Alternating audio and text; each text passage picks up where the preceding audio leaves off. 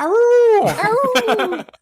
Hey, salut gang, bienvenue sur Écho de montagne. Le podcast où on vous jase de tout ce qui résonne avec la randonnée. Avec nos niaiseries du début, du loup et tout ça, vous comprenez un peu vers quoi qu'on s'en va. On va parler d'animaux aujourd'hui. Puis pour en parler, ben on reçoit, en fait, là j'ai un peu un parti pris là parce que on reçoit la femme la plus merveilleuse au monde. J'ai nommé ma mère. Non, c'est pas vrai. Non, ma blonde, en fait, donc ma blonde qui est zoologiste, elle va pouvoir en parler plus en profondeur. Mais vous la connaissez peut-être, il y a peut-être des gens qui sont abonnés à sa page Instagram, la biologiste vulgaire. Sinon, petit fait cocasse, c'est aussi elle qui a dessiné notre logo de podcast. Donc on en reparlera un peu à la fin, là on pluggera ses pages. Mais on va tout de suite embarquer avec elle dans le vif du sujet, puis ça va aider un peu à la présenter plus formellement. Donc, Alexia, bienvenue sur le podcast. Première question, quel est le rôle d'une zoologiste? Oui, ben avant d'embarquer sur ça, je voudrais dire que ta mère est quand même le numéro 1, après je suis en numéro 2. Mais sinon, oui, c'est ça. Donc, le rôle d'un zoologiste, ben en fait, plutôt, c'est quoi un zoologiste? C'est un biologiste spécialisé dans les animaux. Pour ceux qui savent pas ce qu'est un quelqu'un qui biologiste... travaille dans un zoo, là. Ben non, pas nécessairement, là, parce que dans un zoo, tu vas avoir des gens en marketing, tu vas avoir des gens en finance, tu vas vraiment avoir toute une brochette comme n'importe quelle entreprise, là. Donc, ça veut pas dire qu'ils travaillent dans un zoo, parce que zoo, en fait, ça veut dire animaux. Donc, c'est un biologiste qui étudie les animaux. Okay. Donc, que ça soit pour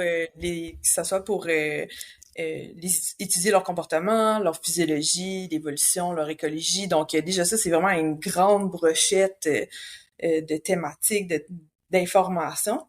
Et aussi un zoologiste, ben même si c'est notre rêve là, de tout savoir sur les animaux, ben il y a aucun zoologiste qui est spécialisé dans tous les animaux. Normalement, ils sont spécialisés vraiment sur une espèce ou un caractère ou un phénomène en particulier, là. Donc, n'importe quelle personne qui sont spécialisées dans les animaux vont pas tous les connaître, vont pas connaître tous les animaux du monde. OK. Donc, c'est ça. Pour parler de moi un peu, j'étais un peu comme une fausse zoologiste.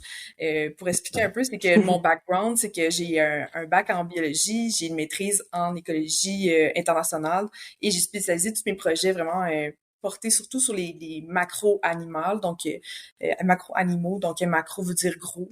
Donc, surtout des gros animaux, surtout des carnivores. Donc, j'ai étudié beaucoup les requins, j'ai fait beaucoup de projets sur les loups, j'ai fait beaucoup de projets aussi sur la conservation du tigre. Donc, c'est surtout ceux-là sur lesquels je travaillé durant mon background scolaire. Sinon, j'ai aussi 9 ans d'expérience dans des refuges et des zoos, dont on va travailler avec des loups, des ours, des oiseaux de proie, des reptiles comme des crocodiles, alligators, varans, etc. Donc, Wow. c'est ça. Fait que j'ai quand même une belle brochette de groupes d'animaux, mais c'est ça. Je connais pas tout sur tous les animaux. Mais c'est beaucoup de ceux qui piquent beaucoup notre curiosité. Mais oui, je pense que ça va être vraiment utile là, de faire le lien entre ça et le plein air. Là. C'est sûr qu'il y a beaucoup de questions que je me fais poser. Je pense que vous aussi, vous faites beaucoup poser de questions sur ça. Fait que je pense que ça va être très précieux et c'est un peu très pour ça à répondre. Oui, mais c'est un peu pour ça que moi j'avais très hâte de faire cet épisode-là parce que souvent on se fait toujours poser la question dans les conférences, dans les événements, t'as pas peur des animaux sauvages? Puis c'est là avec toi aujourd'hui qu'on va briser tout plein de mythes. Ben oui, puis il y en a ces animaux. Oui, donc ça va être super intéressant, j'ai bien hâte. Je vais y aller peut-être avec la première question, on se lance, on y va, go! Ouais.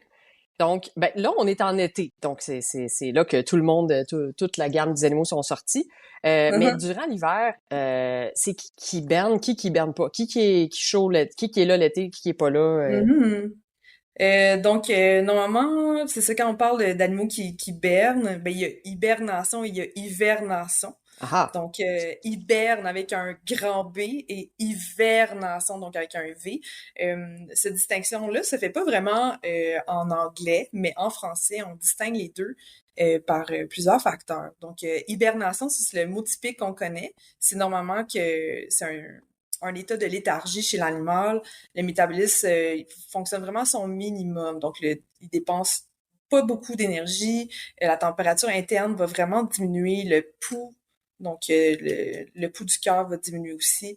Donc, les animaux qui vont vraiment hiberner, Il y a certains mammifères, comme les marmottes, c'est typiquement le mammifère qui va hiberner. Sinon, dans les reptiles aussi du Québec, ils vont hiberner. Donc, toutes les couleuvres, les tortues du Québec, ils vont hiberner soit dans des crevasses, sinon dans l'eau directement. Ou les crapauds sous terre, un peu. Oui, c'est ça, exactement, ouais. Puis sinon, pour l'hivernation, donc hivernation, l'animal, il va être assoupi. Ça sera pas une léthargie totale comme l'hibernation. Le pouls va diminuer un peu, mais la température, elle va pas tant diminuer, le pouls non plus. Donc, le métabolisme, il est quand même un petit peu plus actif, là. C'est pas... c'est plus comme un petit sommeil. On peut penser, par exemple, à l'ours noir. Donc, ça, c'est justement un animal qui hiverne.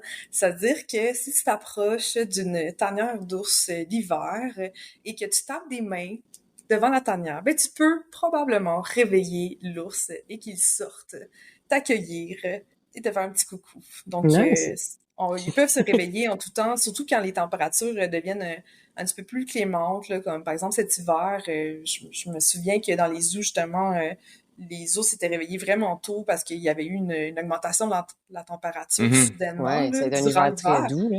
Ben oui, c'est ça. Fait que quand la température remonte, les animaux vont souvent sortir. Donc, pourquoi dans les deux cas, l'hibernation, c'est souvent parce que la température diminue et quand on parle d'une diminution de température, c'est aussi qu'il y a moins d'accès à la nourriture.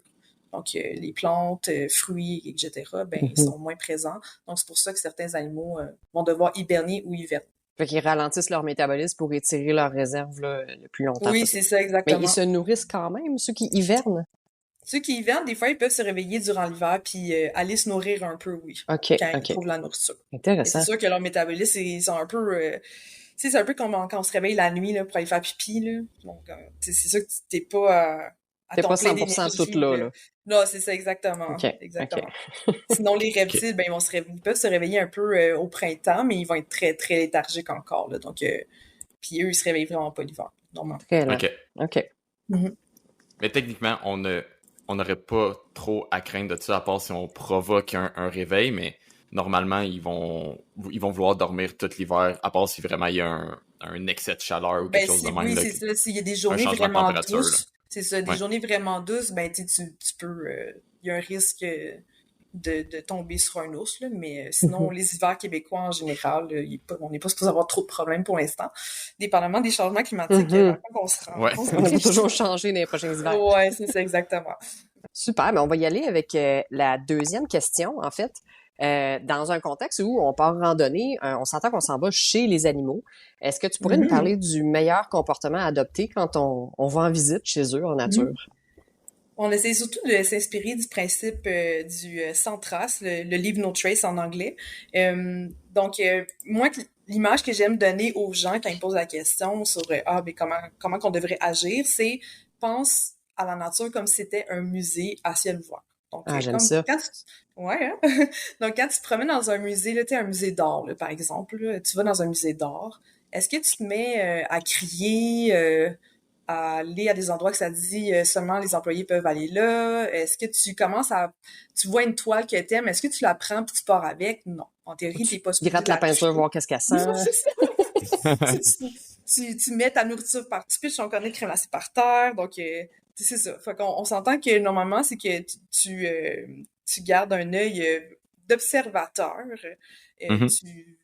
Tu restes silencieux, tu respectes qu'est-ce qu'il y a autour, normalement, tu ne touches pas avec les mains, puis tu regardes les choses et tu les laisses en place. Donc, c'est vraiment ce principe-là, normalement, qu'on serait supposé de recréer en nature. Donc, d'éviter de prendre des objets ou de laisser des objets, de déplacer des choses, essayer de pas déranger qu'est-ce qu'il y a autour de toi, de pas crier non plus parce qu'on s'en rend pas compte, mais crier, ça a vraiment des effets sur la nature. Il y a même un bon livre, là, justement, qui parle de toutes les perturbations humaines sonores et l'impact que ça a sur la faune et la flore. Ça, c'est le livre de Bernie Krause, Le Grand Orchestre Animal. Donc, il parle justement lui a enregistré des centaines et des centaines de bruits en nature et qu'est-ce qui se passait quand il y avait des bruits humains qui venaient perturber ça. Puis, c'est assez fort là, comme résultat. Là. Donc, c'est ça. D'où l'importance de pas de speaker de musique accroché après votre sac à Est-ce dos. qu'on Là. a besoin d'en parler ici? Je suis pas quelqu'un qui se fâche facilement, là, mais je suis la première à dire aux gens là, quand je les vois avec un gros speaker sur leur sac à dos. Là. Ouais. Je trouve que c'est un très gros manque de respect envers les autres randonneurs qui viennent pour écouter la nature, se ressourcer, et aussi un très manque de respect envers la nature en soi. Elle-même. Donc, il faut penser aussi que la nature, ben c'est pas une source de consommation. Hein? On fait partie de la nature, puis il faut la respecter. Donc, c'est de garder aussi cette idée-là en tête là, quand on se promène dedans, c'est qu'on est un visiteur, puis qu'il faut le respecter, puis qu'elle nous appartient pas. Ouais. Puis, donc, oui, vas-y. Mais si je peux faire un astérisque, c'est te dit un peu ne pas faire de bruit, là, c'est sûr que puis ne pas crier, en fait, il va y avoir une exception à ça, puis on va y revenir un peu tantôt avec les ours. Oui, là. absolument. Il faut quand même avertir notre présence à un certain point. À un mais certain point, oui. Ouais, c'est ça, exact. Mais est-ce que je te laisse continuer là-dessus? Ben, en fait, je pourrais même t'orienter un peu vers un point que j'aimerais qu'on parle à ce niveau-là. La nourriture et les animaux, mais en fait, surtout, on voit toujours des photos des gens qui nourrissent les animaux en pleine nature, des animaux sauvages, là, c'est pas un animal d'un zoo, là, on s'entend. Vraiment d'animaux sauvages en nature. Ouais, donc j'aimerais entendre le point d'une biologiste là-dessus. Oui, donc justement, c'est un sujet qui me passionne beaucoup, qui me fâche beaucoup aussi de le voir encore aujourd'hui, malgré la sensibilisation des gens, malgré l'éducation qu'on essaie de faire, je vois que c'est encore qu'il y a une pratique encore courante. Donc oui, en effet, je pourrais passer des heures sur ce thème, mais je vais essayer de faire ce cours. Mais c'est ça, par rapport à la nourriture, la première chose comme conseil que j'aurais à dire, c'est de ne pas nourrir les animaux. Puis je le dirai jamais assez. Donc, les impacts de nourrir les animaux, il y en a plusieurs. Donc, le premier, ça serait le fait ça change le déplacement de certains animaux. Donc, des animaux que normalement seraient des animaux qui ils migrent pour certaines saisons, des fois c'est selon la température, selon les ressources, mais c'est que des fois ça l'empêche ces animaux-là de se déplacer, puis ils peuvent s'agglomérer à un endroit et que la population devienne tellement grande et avec peu d'espace que ça fait en sorte que les maladies ils se prolifèrent puis que ça crée des gros problèmes dans cette population-là. C'est le cas justement des crocodiles au Costa Rica. Donc, il y a... Attends, les gens nourrissaient les crocodiles? Oui, ben c'est ça, c'est que il y a un intérêt touristique. Les gens... il y a des entreprises qui ont parti, c'est ça, des visites, puis des activités en bateau sur où que la rivière avec les mangroves, et il y a des crocodiles qu'on peut observer. Puis là, pour attirer les crocodiles vers les embarcations, c'est qu'ils attirent surtout avec du poulet. Là. Donc, ils donnent des carcasses de poulet. Ça fait en sorte que là, les crocodiles, ben, sont pas mal tout entassés là. Ils restent là. Puis les combats entre les crocodiles pour la nourriture créent aussi des grosses blessures. Fait qu'ils ont beaucoup d'infections. Il y a beaucoup de prolifération de maladies. Donc, c'est vraiment un enjeu là, pour ça. Sinon aussi, au niveau du comportement de l'animal, ben ça fait en sorte qu'un animal qui est nourri par une main humaine, ben il est désensibilisé aussi à la présence humaine. Donc, il va avoir de moins en moins peur de nous parce qu'au lieu de relier les humains à une source de danger, il relie ça à « Hey, il y a des sources de nourriture par là », fait que ça crée des animaux qui ont pas peur de l'humain, puis un animal qui a pas peur de l'humain, mais ça dit aussi qu'il y a moins peur aussi d'essayer de voler notre nourriture.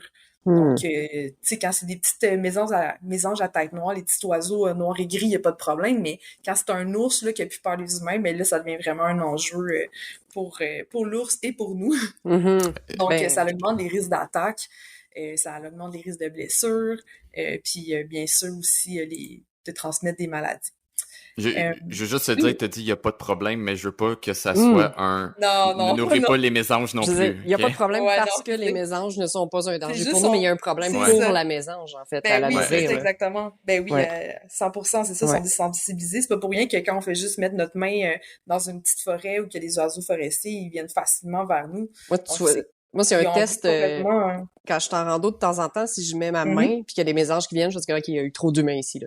Oui, c'est un signe que ces mésanges sont malheureusement nourris. Oui, exactement, c'est ça. C'est que les gens les ont tellement nourris qu'ils viennent automatiquement. Mais c'est le cas aussi à un des travails que j'ai eu. Là. Donc, tu te promènes en embarcation sur l'eau, puis les bernaches viennent pratiquement te souffler à l'oreille, là. Donc, ils Ils sont viennent te tellement habitués d'être chuchoter, nourris. nourris-moi. Ah oui, oui, vraiment, là, comme Ah, c'est give malheureux. me food. Oui, Ouais. Puis vraiment. j'imagine que l'autre danger avec ça aussi, c'est aussi pour l'animal en tant que tel. Donc, en y donnant de la nourriture n'est pas adaptée à son métabolisme non plus. Non, Ben, les justement, bernaches je ne mangent pas de mange. Fruit Loops dans la vie Ouais, c'est ça. normale. Justement, c'était mon Non! troisième point. Ah, mais Donc, c'est les toucans qui mangent des Fruit Loops, c'est C'est c'est ça? ça! ça. Non? Puis les tigres mangent des Frosting Flakes, c'est ça? Ouais, je pense pas que les compagnies de céréales sont la bonne référence pour ça. Pas sûr. Pas sûr. OK. On va pas tenter le diable. Je te laisse continuer. Donc, pour les aliments, oui, c'est ça. Donc, il y en a beaucoup qui sont dangereux pour la santé, pour l'animal. Donc, c'est de penser, par exemple, tu sais, on a souvent l'idée que on peut donner du pain aux oiseaux. Mhm. Ben justement, le pain, quand il est avalé par l'oiseau, ben ça peut boucher ses voies respiratoires puis que l'animal s'étouffe.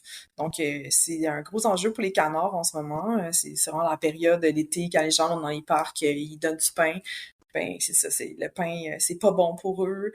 C'est un peu comme le même principe si tu donnerais du chocolat, sinon au chien, Un ben, chien. c'est toxique pour Mm. eux. Donc OK. c'est ça. Fait qu'il y a beaucoup d'enjeux là, au niveau de la santé. Tu sais, chaque animal est adapté à une alimentation en particulier. Donc, il y a des aliments qui sont très sains, santé pour nous, qui peuvent être très, très toxiques pour d'autres animaux. Donc, il faut vraiment pas penser parce que c'est bon pour nous que ça veut dire que c'est bon pour un animal.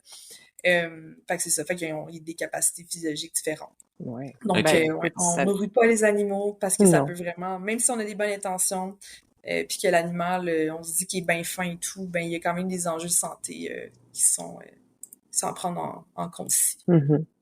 Parfait. Mhm. Ben, ça fait le lien parfaitement, en fait, vers la prochaine question. Mhm. On a parlé de nourriture. Comment protéger adéquatement sa nourriture des animaux? Puis là, on parle Mhm. Surtout en en longue longue randonnée. En longue randonnée, parce que, Ouais. tu sais, si tu as ta nourriture dans ton sac, puis tu marches, puis tu fais attention de prévenir ta présence, ben, Mhm.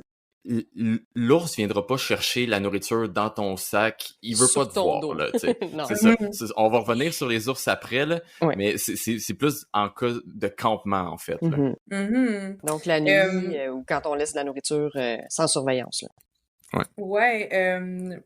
Ben là, c'est ça.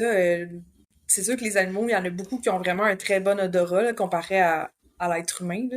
Donc, c'est sûr que si tu transportes des aliments ou des biens qui dégagent des odeurs, fait que c'est pas nécessairement des aliments que nous, on mange, par exemple la pâte à dents, ben ça aussi, ça peut attirer des animaux. Là, fait qu'il faut Ouais. prendre ça en compte. C'est sûr que, tu sais, si tu as accès à une voiture, ben c'est de vraiment verrouiller tout dans ta voiture, puis vraiment de verrouiller la voiture, parce Oui. qu'on a déjà entendu ces histoires de... J'en ai observé, là, des ratons laveurs ouvrir des portes de voiture pour aller chercher la nourriture à l'intérieur. Là. Donc, il faut vraiment barrer les portes. Mais sinon, c'est sûr que dans une situation de longue randonnée, t'as pas de voiture pour protéger ta nourriture. Donc là, c'est là qu'il y a plusieurs moyens d'éviter. Premièrement, c'est pas d'avoir c'est surtout d'éviter de mettre la nourriture avec toi dans ta tente. Tu veux vraiment que la nourriture soit le plus loin possible de toi. Donc, tu sais que ça reste quand même accessible à la marche, là, mais tu sais, faut pas que l'animal, s'il est attiré ou il a senti l'odeur, qu'il vienne vers toi. C'est mieux qu'il aille vers ta nourriture. Puis après ça, bien, il y a plusieurs contenants pour éviter que l'animal puisse s'ouvrir. Faut penser que les ratons laveurs, ben, eux autres, ils ont des petites mains comme nous, là, sont super...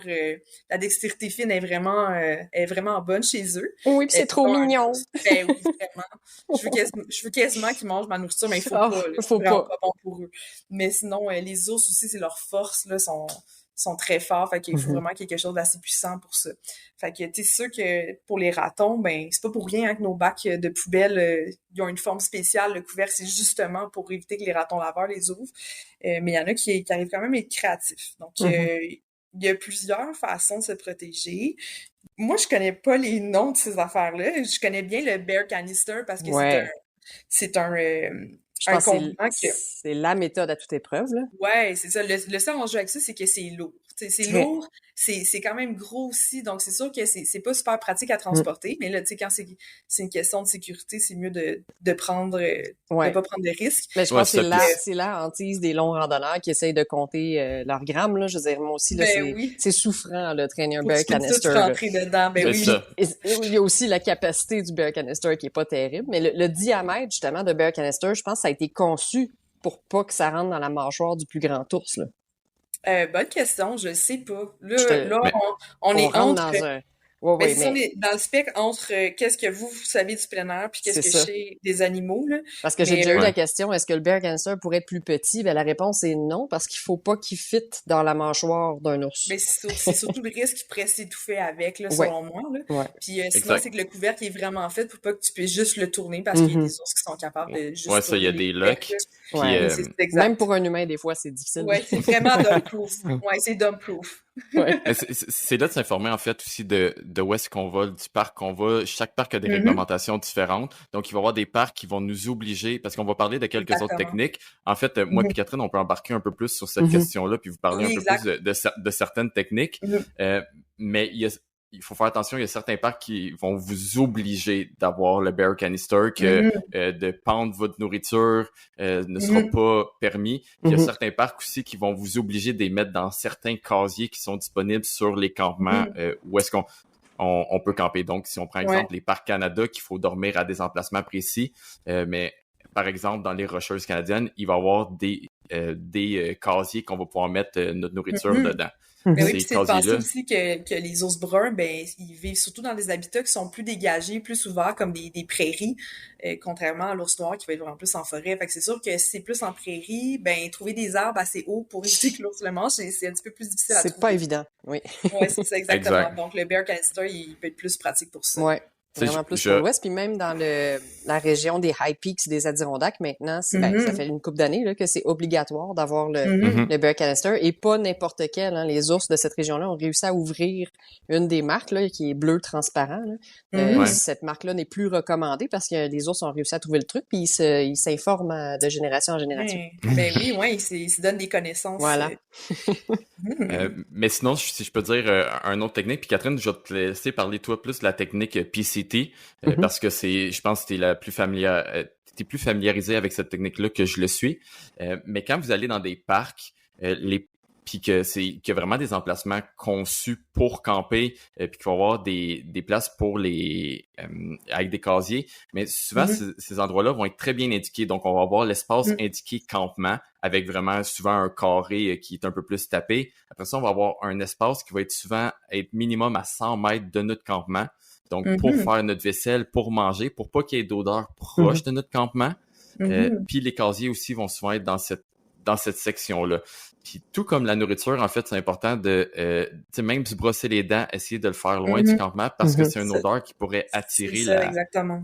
la faune, en fait. Puis ça peut être même si minime je vais vous donner un exemple, j'étais dans les Rocheuses il y a pas si longtemps, puis j'ai toujours une petite bouteille à l'épaule de 500 millilitres. Puis ça, c'est ma bouteille que je mets des électrolytes dedans.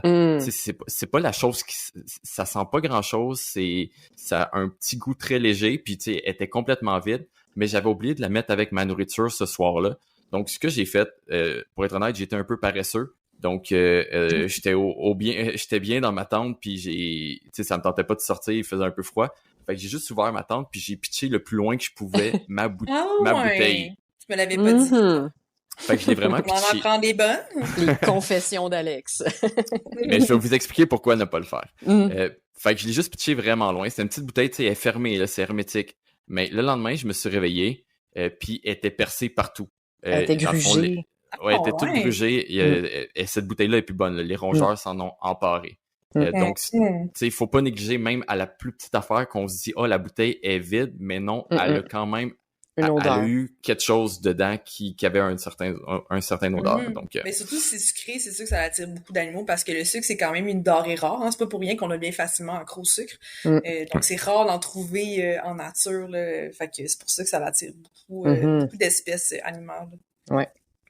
Puis les autres méthodes, là, si je peux enseigner avec ça, c'est le fun là, quand on a des casiers, même en longue randonnée, ça arrive souvent là, d'avoir des casiers dédiés pour placer la bouffe, même des câbles déjà accrochés sur des pôles. Là, c'est vraiment le gros luxe, là, donc des câbles en métal que tu peux hisser ta nourriture.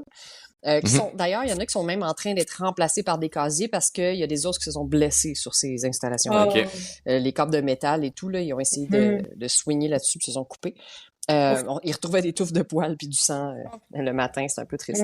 Mais sinon, quand on est vraiment plus en milieu sauvage, entre deux campements, ben la méthode ce que je trouve drôle, c'est qu'elle s'appelle la méthode PCT, mais elle n'est pas applicable sur la Pacific Crest Trail, qui est la PCT, parce que bon, on est souvent dans le désert, dans des hautes, en haute montagne ou dans des plaines, donc il n'y a pas d'arbres. Tout ça. Donc, la méthode PCT est plus adaptée pour le fameux nord-est américain et le Québec, là, où on a une abondance d'arbres. Puis en fait, ce que c'est une méthode pour accrocher sa nourriture qui fait un système de poulie avec la corde. Puis ça, il y a des vidéos sur YouTube à profusion, là, si vous voulez voir la méthode que je ne peux mimer, là, parce qu'on se voit pas. Mais c'est de trouver une branche, en fait, qui te permet d'aller accrocher ta bouffe plus haut que, au moins 9, 10, 12 pieds dans les airs. Donc, la branche doit être évidemment plus haute que ça parce que le sac va redescendre à mi-chemin.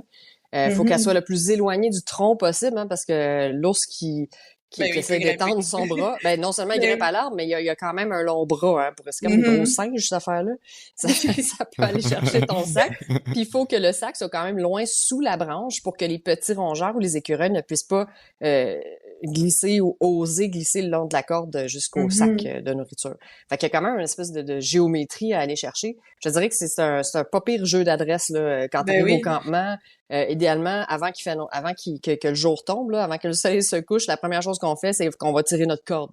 Faut se trouver un spot, on laisse la corde là, on fait nos affaires, on monte le campement, puis à la fin de la soirée, on retourne à sa corde où moi je laisse tout le temps un petit flag fluo, là, une petite lingette, quelque chose de bonne idée. De fluorescent, là, visuel, pour retrouver ma corde le soir venu, pour hisser ma bouffe et retourner à mon campement. Parce qu'évidemment, on campe à un endroit, comme Alex l'a dit, on mange à un autre endroit et on accroche sa bouffe à un autre endroit. Donc, c'est 3 endroits différents.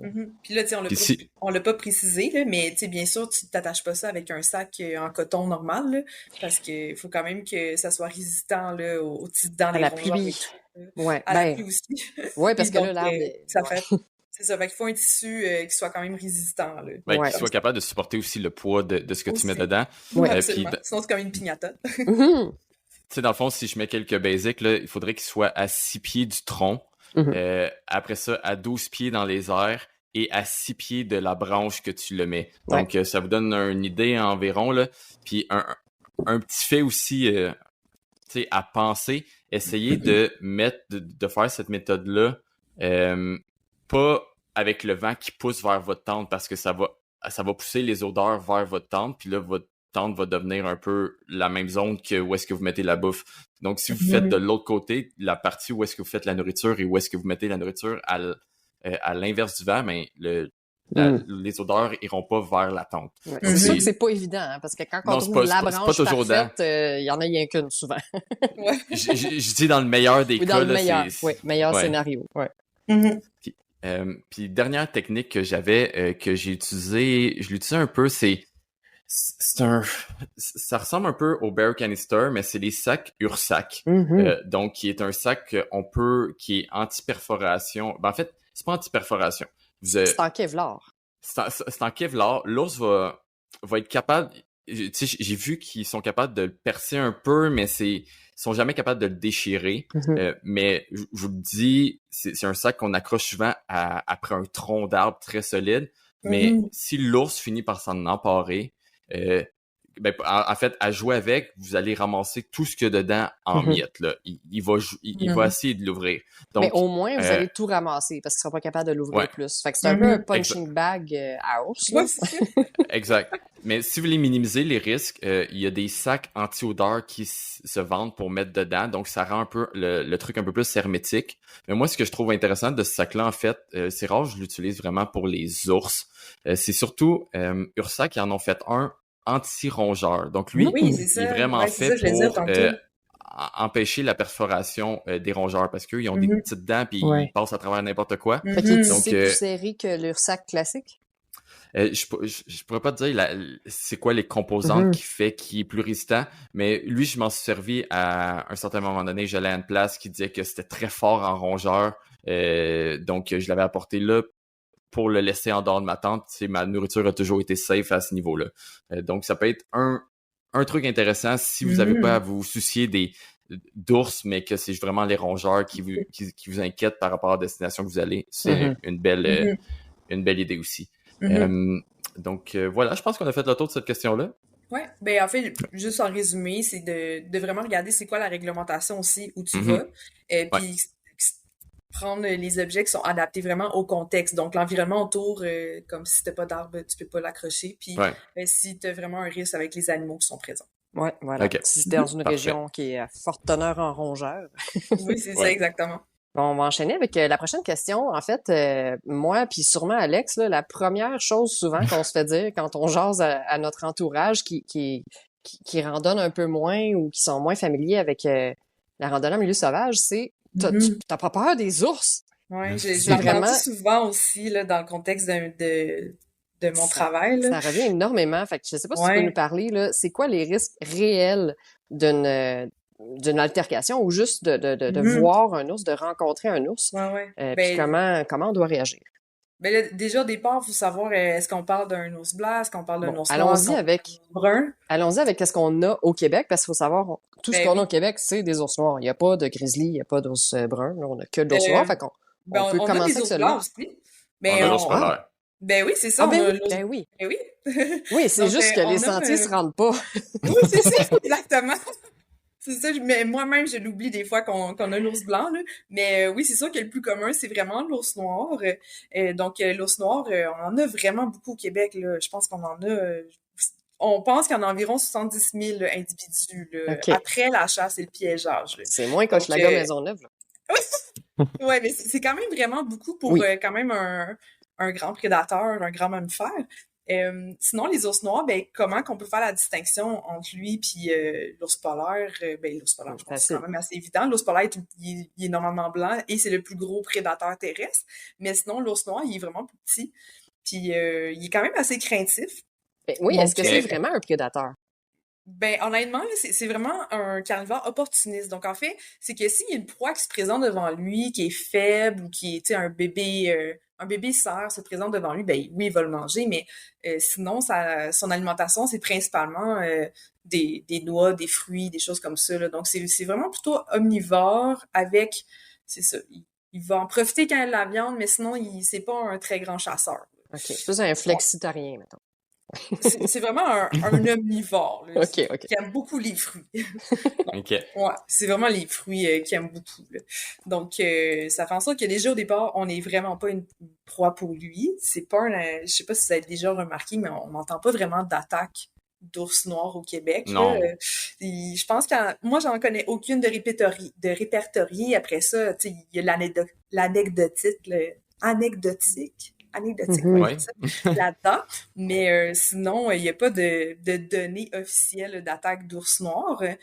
Tu sais, fait que quand on arrive en face à face avec un ours noir, déjà là, on le surprend lui aussi, là. Normalement, il nous cherche pas, à part s'il voulait notre lunch parce qu'il l'a senti, puis on l'avait mal, on l'avait pas respecté, tu sais, on l'avait pas bien serré, on l'avait laissé Mhm. à notre tente, des choses comme ça. Donc Mhm.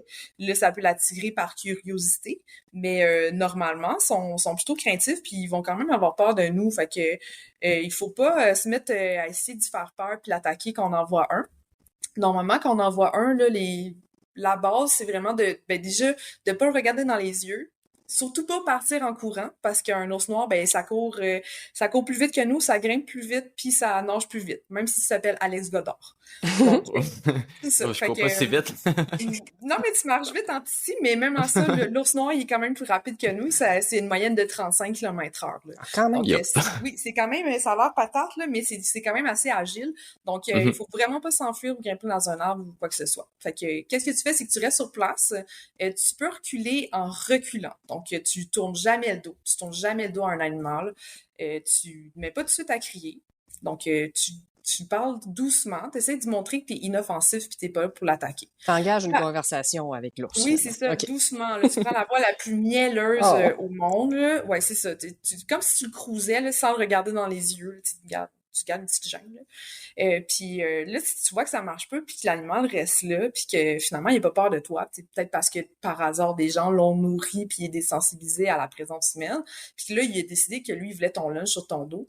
Tu peux essayer de prendre ton sac ou de la nourriture dans ton sac, puis le lancer derrière lui pour essayer de détourner son attention. Des fois, ça fonctionne. Puis si tu vois qu'il veut vraiment t'attaquer, là, tu sais que c'est juste une situation hors du commun puis que l'animal il est agressif, ben c'est là qu'il faut vraiment que tu te fasses le plus gros possible. Donc, tu te fais comme un étoile, là. Tu mets tes bras en l'air, les jambes écartillées, tu te mets le plus large possible. C'est là que tu te mets à faire du bruit. Si tu as de la vaisselle, tu la cognes ensemble, tu cries. Cogner les bâtons de marche ensemble ou sur des roches, ça marche aussi, généralement. c'est ça. Fait que faire du bruit, lui faire peur, puis bien sûr, jamais s'accroupir quand l'animal semble agressif. Puis là, s'il charge puis il s'en va sur toi, là, tu te mets en petite bouboule puis tu protèges tes organes vitaux. Donc, oui, mais bon, ça, c'est un assez cas... rare. c'est ça. Généralement, on se rend pas là. Non, surtout pas avec un ours noir, ça se rend pas là. Pour en avoir croisé beaucoup, je me rendais même pas à cogner mes bâtons. Non, je veux dire, exactement. Aussitôt que tu le vois, il déguerpille. Fait que c'est comme une chance de pouvoir l'observer. Ben oui, puis la plupart, ils nous sentent à des kilomètres, puis ils nous entendent aussi. Donc, normalement, ils essayent de nous éviter. S'ils arrivent proche de nous, c'est souvent par surprise. Puis ils nous ont pas entendus, ou généralement, c'est parce qu'il y avait du bruit sur le bord d'une rivière où les vents étaient... Donc, tout à l'heure, des rivières, toujours faire attention, là. Ouais. Oui, parce qu'ils nous entendent pas dans ce temps-là. Puis, dépendamment de la direction du vent, comme on disait tout à l'heure, mais peut-être qu'ils nous a pas senti. Fait que c'est ça qu'il faut faire attention. C'est une des raisons aussi pourquoi on dit de faire attention de pas randonner seul. C'est sûr. C'est sûr qu'il y a des exceptions, hein, Alex? Mais sinon, tu essaies quand même de parler. Là, je dis pas de mettre ton système de son de douchebag comme on parlait tantôt, là, mais des fois, juste partir une conversation ou parler tout seul, juste au moins pour que l'animal puisse cesser de t'entendre. Ça, au moins, il va être moins pris par surprise. Là. Il va peut-être t'entendre avant qu'il soit rendu à côté de toi, tu sais. Ouais, mais même des fois, juste la vibration des bâtons de marche sur la roche. Tu sais, des fois, bon, il y a des roches sur le sentier. Si je randonne seule, c'est un truc que j'ai à l'aise. Je sais pas si ça marche, mais juste le fait de cogner mes pointes de carbone de bâton sur les roches en avançant, ben ça fait que ma présence, elle est annoncée. Selon moi, je pense que ça, c'est bien plus efficace que la clochette à ours. Ah, parlons-en de la clochette. La maudite clochette à ours, je trouve ça tellement drôle quand je vais sur des sentiers. Tu sais, des sentiers qui est tellement long, c'est comme du trafic, là. Tu sais, c'est vraiment comme la queue leu-leu, là, d'humain. L'acropole des draveurs. Genre. Fait que queue leu-leu d'humain. Puis là, je vois les gens qui ont toutes leurs clochettes à ours. Écoute, je trouve ça hilarant. Premièrement, parce que les ours, comme beaucoup d'animaux, sont actifs au lever du jour et à la fin de la journée. Donc, tu sais, quand il est midi... Très peu de chance d'en croiser à midi, là. Ben, c'est ça. À midi, quand il fait 35 degrés, en plein soleil, c'est assez rare que tu croises des ours. Puis là, en plus, quand il y a plein de monde comme ça, eux autres, c'est sûr qu'ils ont peur, là. Ils s'approchent pas, là. Donc, c'est ça. La clochette à ours, c'est plus ou moins efficace. C'est plus efficace c'est ça. Et elle est désagréable pour soi et les autres randonneurs. Ben oui, moi, je vais faut pas les ennemis, là, c'est clair, là. Oui.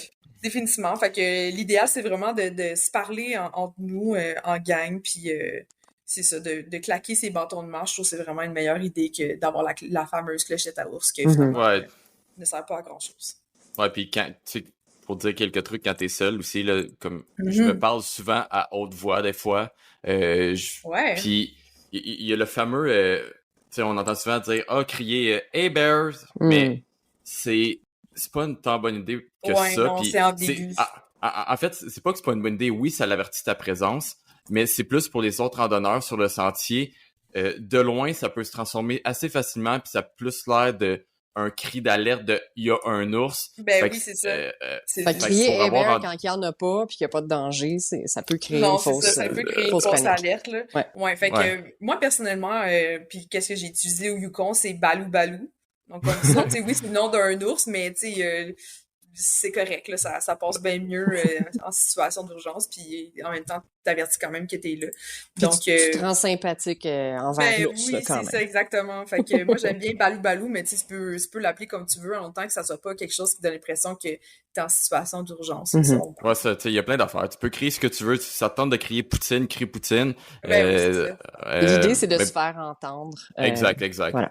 Fait que, donc, c'est ça. Puis, j'ai te parlé un peu des ours noirs, mais je voulais juste qu'on fasse un petit astérix que c'est pas parce qu'on l'appelle l'ours noir qui est nécessairement noir. Bon Exactement. Ouais, justement, là, c'est quelque chose, tu sais, au Québec, ben, c'est sûr, comme, on se pose pas trop de questions quand on voit un ours qui est pas 100% blanc, on sait que c'est un ours noir, là, mais, tu sais, quand t'arrives dans des régions qui peuvent avoir des ours bruns, et tout, ben, là, ça devient un peu plus ambigu. Fait que au niveau du pelage, l'ours noir, là, en fait, il est pas tout le temps noir. C'est sûr que c'est le pelage le plus commun, mais il peut avoir d'autres robes de couleurs. Donc, il peut être blanc, il peut parfois être cannelle. J'en ai vu un Donc, blond en Californie. ouais, c'est ça. Fait qu'il y a vraiment une belle diversité de pelage, là, l'ours noir, là. Donc, il faut vraiment plus se fier à sa physiologie, qui est quand même assez différente de celle du grizzly.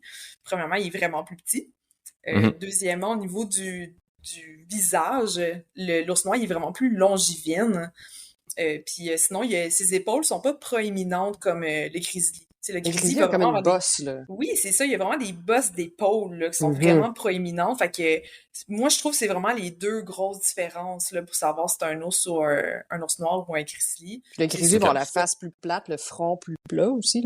Oui, c'est ça. Il va avoir comme vraiment un clash où que, dans le fond, où que normalement les sourcils, là, donc il y a l'arcade sourcilière, là, est quand même plus prononcée chez le grizzly. Fait que c'est vraiment moins lisse.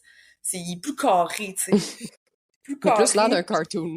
Oui, c'est ça. Il est plus carré, la babine, des fois, un peu vers le bas. Mais c'est ça. Fait qu'il faut vraiment pas se fier à la couleur. C'est vraiment plus la taille, puis la forme, puis c'est ça, la fameuse bosse d'épaule. Là. Si elle est là, c'est le grizzly. Si elle n'est pas là, c'est l'ours noir normal. Okay, c'est comme ça les deux grosses différences au niveau de la physiologie, mais sinon, au niveau du comportement, clairement, tu vas agir devant un ours noir, ça sera vraiment différent d'un ours brun. La raison principale, c'est que les ours bruns, eux, ils habitent pas en forêt avec plein d'arbres normalement. Ils habitent vraiment dans des régions qui sont ouvertes.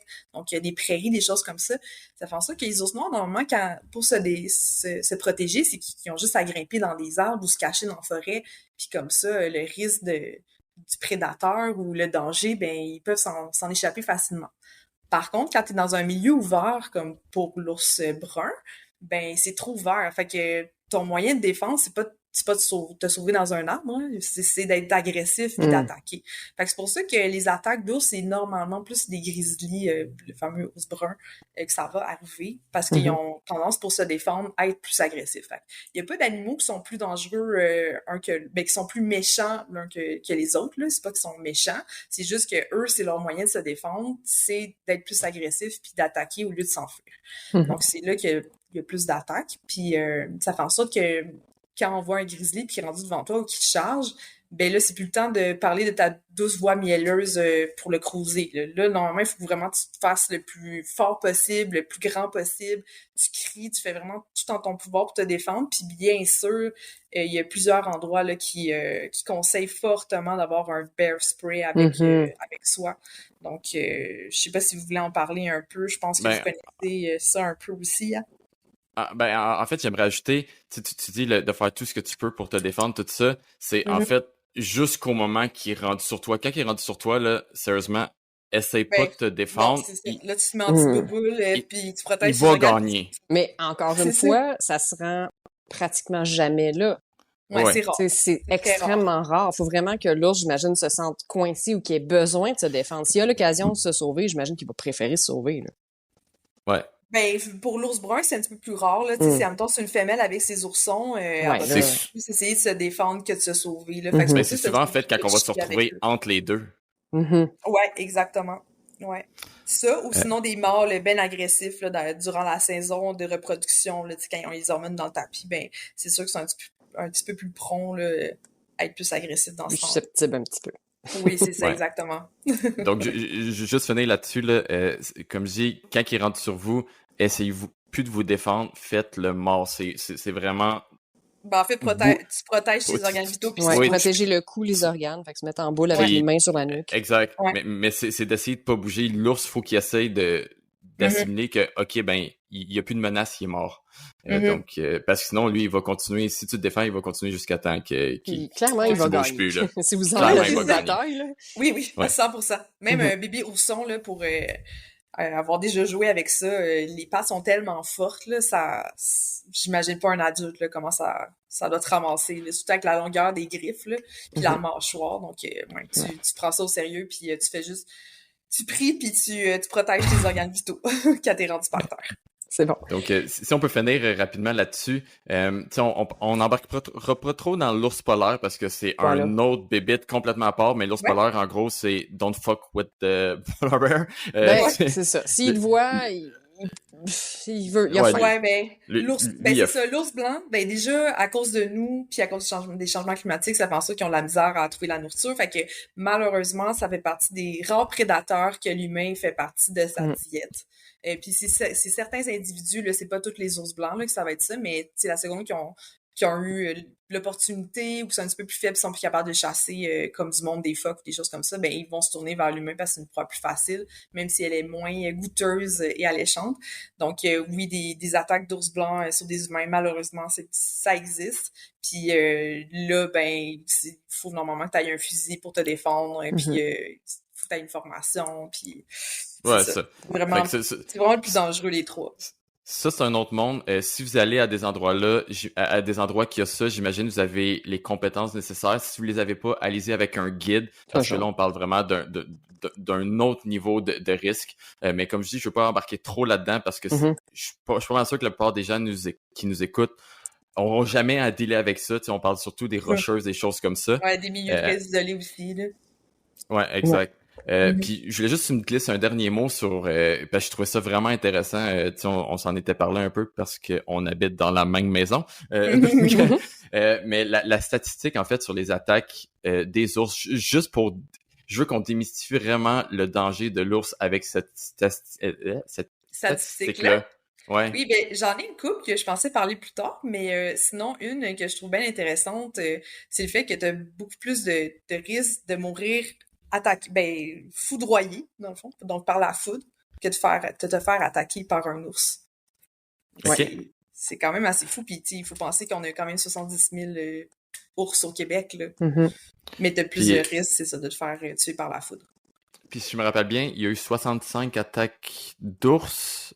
Rappelle-moi, je sais pas si tu l'as. Ben, c'est entre 1900 et 2009. Ouais. Wow. Okay. Donc, en 109 ans, il y a eu seulement 63 décès enregistrés pour le Canada et les États-Unis. Wow. Tout entier. Ouais. Okay, c'est pas mal moins que les collisions de voitures par des cerfs ou des attaques par des vaches. On est clairement plus en danger sur la métropolitaine que face aux ours. Oui, c'est ça. Ou c'est ça, dans les champs agricoles, c'est plus dangereux qu'être en forêt avec des ours. Donc, oui. C'est ça, on en reparlera des vaches. Ben oui, j'ai bien des choses à dire là, sur certains herbivores. Là. Donc, il faut vraiment garder en tête que, pas parce qu'un animal est carnivore, ça veut dire qu'il est plus dangereux pour nous. Là, au contraire, là, il y en a souvent moins. Puis, je pense qu'on n'est pas une chair, une viande que les animaux aiment. Parce que non, c'est ça, parce que des mangeurs d'hommes, là, dans le règne animal, il y en a très, très peu. Ah oui, hein? Ah ouais, on n'est pas le premier choix. Oh non, vraiment pas. On doit goûter bizarre. Mais pour enchaîner avec la suite, on parlait des risques et tout, là, dans notre contexte de nos styles de randonnée à moi puis Alex, je crois que statistiquement, puis tu pourras le confirmer, moi, ce qui m'a toujours inquiété un peu plus, puis tu pourras valider mon inquiétude, c'est pas les ours, c'est plus les chiens. Soit les chiens des autres randonneurs ou les chiens errants, ou je sais pas si tu peux nous parler des risques, parce que c'est pas un animal sauvage, mais on se retrouve à les côtoyer là, dans les sentiers. Là. Peux-tu compter une anecdote pour mettre ça en contexte? Ben oui, j'étais au Pérou dernièrement, puis ça passe beaucoup au travers de fermes en montagne, mais en fait de fermes de petites maisons de péruviennes là, tu sais, qui a des péruviens qui vivent en montagne. Puis souvent ces personnes-là ont des chiens, mais les chiens, tu sais, c'est pas comme ici là, il y a pas de clôture, il y a pas rien là, les chiens sont lousses, puis ils protègent un peu leur maison. Puis il y a vraiment eu, en fait, c'est une des interactions que j'ai eu le plus peur avec un animal de toute ma carrière de randonneur, c'est cette fois-là, c'est que j'ai 2 chiens qui m'ont carrément chargé. Il a vraiment fallu que je mette les bâtons devant moi puis comme faire du bruit pour qu'ils passent à côté de moi puis qu'ils m'attaquent pas. Puis tu me l'avais raconté? Je m'en rappelle. Je sais pas. Ben, c'est un scoop. J'en apprends des affaires! Cool. Donc, ce moment-là, je me suis vraiment senti en danger, là, tu sais, les canines sorties pis tout ça, puis ils m'ont vraiment chargé. Puis comme je dis, il a vraiment fallu que je mette les bâtons devant moi pour créer une barrière devant moi puis qui passe à côté de moi. Puis tu sais, j'ai voyais qu'ils rôdaient un peu plus loin, puis après ça, j'ai vite traversé une rivière pour que comme la rivière crée une barrière entre moi et eux. Là. Ça, c'est peut-être des chiens bien territoriaux, là, tu sais, des fois, ils pensent que leur territoire, c'est ça, puis ils veulent pas que les autres ça, mais tu sais, c'est des chiens domestiques, entre guillemets, là, tu sais, ils appartiennent à à quelqu'un, c'était une petite maison en montagne, tout ça. Donc, Ben, Ouais, c'est c'est presque plus ça, dangereux que les animaux sauvages parce que, ben, un, sont Ben accoutumés oui. à l'humain, puis deux, sont Ouais. souvent entraînés pour protéger le territoire. Donc, ça les rend ou d'autant plus dangereux pour nous qui Mhm. randonnent pas loin. c'est ça. Ouais, Fait que définitivement. c'est souvent sur les fermes, tu sais, ils protègent le bétail, ils protègent les moutons, tout ça. Donc, euh, c'est ça. En tout cas, je vais te laisser continuer sur Ben les oui. faits là-dessus, mais c'était une petite anecdote à ce niveau-là. Là. Ben oui, ben je mettrais ça pour les chiens. Il y a deux situations. Il y a le chien en soi, que, tu sais, j'ai pas trouvé de données exactes là, sur les attaques de chiens dans le monde, là. Mais j'ai beaucoup d'anecdotes là, par rapport à ça quand j'ai habité dans d'autres pays, parce que j'ai habité au Mexique, j'ai habité à La Réunion, j'ai voyagé à quelques endroits.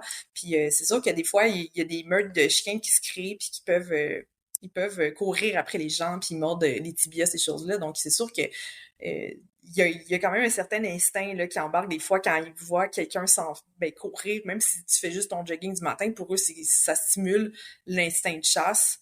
Puis en plus, pour eux, ils considèrent que ce territoire-là, mettons, ce ruelle-là, c'est leur territoire, mais là, ils vont vouloir défendre leur territoire. Donc, c'est pas pour nous manger, là, des chiens mangeurs d'humains, j'ai jamais entendu ça, là.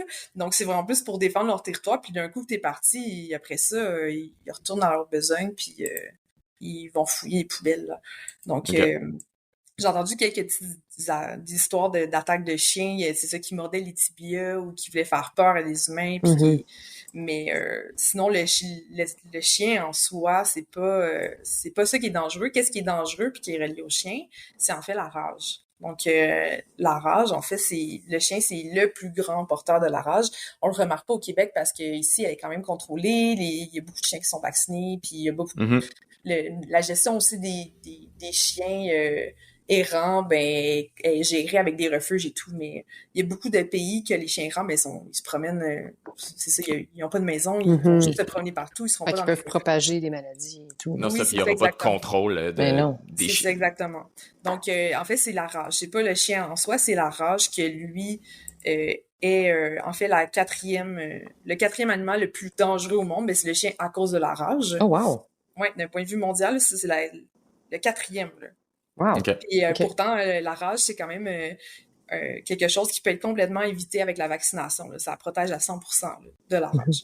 Donc, Okay. il y a plusieurs plans de vaccination puis de contrôle de la rage qui est fait partout dans le monde. Puis assez pour qu'on puisse, si ça fonctionne bien, on va pouvoir l'éradier d'ici 2030. Là. Donc, il y a des campagnes en ce moment qui sont en train de travailler sur ça, à faire des campagnes de vaccination, surtout des chiens là, en liberté.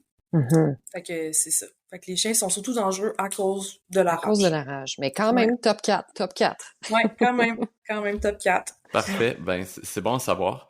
Avant de passer à l'autre question, Alex, peux-tu arrêter de cliquer sur ta souris? Ah! Je pensais que c'était toi, Alex. Non, c'est pas... Ah, j'entends chacun des clics. Chacun des clics va être enregistré depuis le début. Ah, je pensais que c'était toi, Alex, qui mixait quelque chose en parallèle. Ah, pas du tout. OK. Mais tu sais, tu peux cliquer si à jouer un peu, mais essaye d'utiliser la roulette sur la souris si t'as à bouger sur tes notes. Je vais essayer. Parce que genre... Excellent.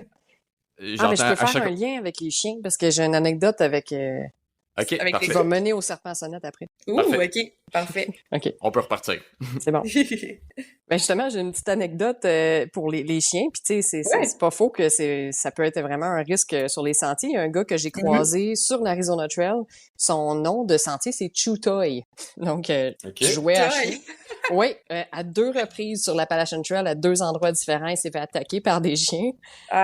Puis ça, c'est hôpital automatiquement là, pour avoir un vaccin pour la rage. Ouais, pour la rage, ouais. Puis tu passes des tests, peu importe, là, même si le chien a été vacciné, faut que tu te rendes à l'hôpital quand tu as une morsure. Fait que le gars s'appelait vraiment Chuta. Il s'est fait attaquer à une 3e reprise en Arizona par des chiens. Vraiment, il les attirait. Puis c'est pas lui qui s'approchait. Il est juste vraiment malchanceux avec les chiens. Fait que même en Arizona, là, il s'est fait attaquer alors que lui, il pensait qu'en allant en Arizona, c'était pas les chiens le problème, c'était les serpents. Là. Ben ouais. Mais non, 3e attaque pour Chuta. Sans rien contre lui, je serais curieuse de savoir comment il a réagi quand les chiens s'approchaient. Est-ce qu'il je me demande s'ils regardaient dans les yeux, comment ils leur Peut-être parlaient. qu'il y a eu un comportement qui provoquait davantage, mais ça, Oui, l'histoire c'est le ça, dit qui n'a pas. pas désamorcé, mais qui a escaladé la situation. Ça se peut très Probablement. bien. Il y a C'est beaucoup de gens qui savent pas comment lire le langage canin, je te dirais, là, même des gens qui ouais. ont des chiens à la maison, puis tu sais, qui leur tapent sur la tête. Puis je suis comme, oh, le chien, il doit pas triper. Non. Ouais. Prochain animal, justement, parlant de l'Arizona, Ouais. justement, il y avait beaucoup quand même de serpents à sonnette là, dans ces régions-là, là, le sud de la Californie, Mhm. l'Arizona, dès qu'on s'approche du Mexique. Mais j'aimerais quand même parler du niveau de danger du serpent à sonnette, puis Ouais. on serait surpris de savoir jusqu'où on peut en trouver. Fait que je sais pas si tu peux nous Ouais, parler ouais. de où c'est qu'on trouve ça, des serpents à sonnette. Ouais, ben j'aime vraiment cette question-là parce que je suis vraiment une grande fan passionnée des serpents. Euh, le vrai terme des serpents à sonnette, c'est en fait les crotales. Puis il y a d'autres serpents venimeux dans le monde, là, mais si on se fie vraiment au crotal, on n'en a pas au Québec. En fait, on n'a aucun serpent venimeux au Québec. Mais par contre, à partir de l'Ontario, on peut trouver des crotales. Ah Bien ouais. sûr, il y en a aux États-Unis, puis il y en a dans tous les pays qui fait un petit peu plus chaud, on peut retrouver des serpents venimeux, des serpents en tout cas. Là. Et au Québec, on a des serpents, mais c'est seulement les couleuvres. OK. Mais c'est ça. Pour les crotales, là, donc ceux qui ont qui ont la sonnette, là, donc les écailles modifiées qui font du bruit, Fait que ça, crotal veut dire une sonnette, donc la queue sèche, là. hey, je sais pas si c'est en lien, Hmm. mais je sais que, tu sais, qu'est-ce qu'on appelle serpent à sonnette, le vrai terme, c'est crotal. Crotal, OK. Puis, ouais, puis il y a plusieurs espèces de crotales. Puis il y en a aux États-Unis qui sont quand même assez venimeux. Ça reste dans les animaux les plus dangereux au monde. Mais en termes de danger, c'est si tu mets toutes les espèces de serpents ensemble, au monde, là, fait que c'est environ 600 espèces, là, que tu mets tout ensemble, ben c'est environ 20% là-dedans qui sont des espèces venimeuses. Puis en plus là-dedans, ben il y en a plein qui sont pas venimeuses pour l'homme, là. Donc OK. ouais, fait que ce sont pas venimeuses pour l'homme en soi. Puis c'est ça, fait que c'est top 3 c'est ça, des animaux les plus dangereux, ça c'est toutes les espèces ensemble. Fait que OK. en soi, une espèce n'est pas nécessairement dangereuse, puis même si le venin il est le plus dangereux au monde, ben les risques de rencontrer un humain sont très très rares. Fait que il faut prendre ça en compte là. Normalement, un serpent veut pas nécessairement attaquer un humain. Premièrement parce que le venin il est fait pour se défendre, puis il est fait aussi pour se nourrir. Donc, il faut qu'il insère le venin dans sa proie pour se nourrir, soit pour la paralyser ou qu'elle agonise puis qu'elle meure puis qu'il puisse s'en nourrir après. Ça sonne gore comme ça, là. Mais normalement, c'est C'est des ça, la pissenlits, des nature. choses comme ça. Ben oui, c'est ça exactement. Mais c'est ça, fait que puis ce venin-là, ben il n'a pas à l'infini, là. Puis ça peut prendre du temps là, avant de le reconstruire. Fait que s'il l'utilise sur un humain, just for fun, parce qu'il n'y a aucun serpent qui sont vraiment assez gros pour manger un humain adulte, là. C'est Mais vraiment s'il juste pour se l'utilise sur nous, défendre. c'est vraiment pour se défendre. Donc, si tu t'approches pas des serpents, que tu restes loin, tu les laisses tranquilles, ils vont pas te déranger, ils veulent pas te gaspiller leur venin sur toi. Parce qu'après ça, ils pourront pas se défendre contre de vrais prédateurs, puis ils pourront pas non plus se nourrir. Puis dans Donc, le cas des crotales, c'est le fun, ils ont comme un système d'alarme. ben c'est ça, Ouais. il te le dit en avance en plus, là, tu sais, tu peux pas dire que c'était vicieux puis imprévisible, là, comme, il est très clair, là, le message, là, tu sais, il t'avertit, là, qu'il se sent menacé puis qu'il veut que tu recules, fait que c'est d'écouter ces signaux-là.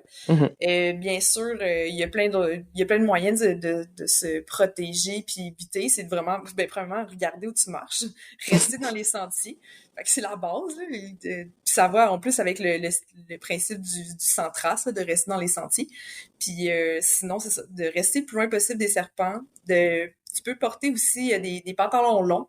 Donc, parce que, tu sais, des vêtements, c'est pas très naturel. Fait que pour un serpent qui veut essayer de t'atteindre le mollet, s'ils tombent sur du tissu, ils savent pas trop comment réagir, puis ils visent mal. Fait qu'il y a moins de risques qu'ils pognent ta peau dans ce temps-là. Fait que d'avoir des souliers fermés puis des pantalons longs, là, ça peut vraiment aider à diminuer les risques là, de se faire mordre. Ouais. Puis là, si je reviens, parce que en Amérique du Nord, ce qu'on a comme serpent venimeux, le plus fréquent, c'est les crotales. Ouais. Il y en a d'autres, mais des fois, ils sont tellement petits que je sais même pas comment ils arriveraient à mordre un doigt humain. Mais les serpents... Faut faire attention parce que les petits serpents venimeux sont souvent plus agressifs parce que c'est vraiment leur seul moyen de défense parce qu'ils ont beaucoup plus de prédateurs quand ils sont plus petits. Hein? Okay. Donc, ils sont un petit peu plus agressifs que quand ils sont rendus très, très gros. Fait qu'il faut se méfier des petits serpents. Les Ben, les gros deux. sont plus chill. Ouais, mais tu Les sais, deux, dans en tous fait, les ouais. cas, je reviens à ma phrase préférée, tout ce qui a une bouche peut mordre. Donc, si tu restes loin de tout, puis tu prends pas de risques, là. Excellent. Ouais. Puis, dans Puis, quelle puis région, Basile, tu parlais de l'Ontario, là, mettons qu'on va se promener Mhm. dans le nord-est des États-Unis, là. Eh, C'est jusqu'où qu'on peut en croiser des crotales maintenant? c'est une bonne question. J'ai pas d'informations officielles sur ça. Mhm. Mais étant donné que c'est quand même des animaux qui sont plus adaptés aux températures chaudes, j'imagine que c'est vraiment plus dans le sud de l'Ontario. OK, OK. Ouais. Parce qu'au niveau des États-Unis, je sais qu'on Ah observe oui, il y en a. maintenant des crotales au New Hampshire puis au Vermont, là. Ouais. Puis c'est sûr qu'avec les changements climatiques, potentiellement, ils vont peut-être monter, là, puis qu'on va peut-être en retrouver au Québec à un moment donné, OK. Mais avec ceci des dit, changements. juste pour rassurer les gens, j'en ai Mhm. vu et croisé beaucoup, puis tu sais, comme on dit, ils veulent pas plus nous croiser, là. Fait Non, ben que, c'est ça exactement. Eux autres, ils veulent juste, ils sont pas méchants, là. Ils veulent juste se défendre puis survivre, là. Fait que, imagine, là, une main géante d'une espèce inconnue te prendrait dans ses mains, là. C'est comme, moi aussi, moi, je serais la première à mordre, là. Définitivement, là.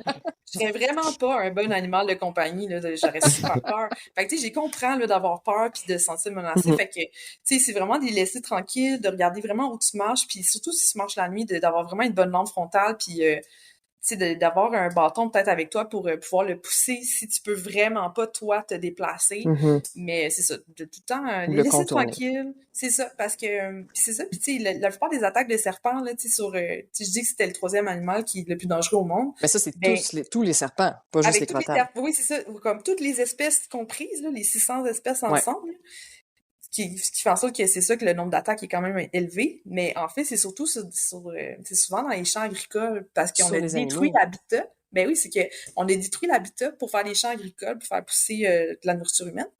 Puis eux autres, ça détruit leur environnement, puis c'est là qu'ils habitent. Puis là, les agriculteurs, quand ils se promènent pour arracher la nourriture, puis entretenir le champ agricole, ben c'est là qu'il y a des risques de Il y blessures. a des Fait que risques d'attaque. OK. c'est exactement. Fait que c'est pas par surprise, il va se pointer chez toi puis te mordre dans ton lit. Mhm. Là.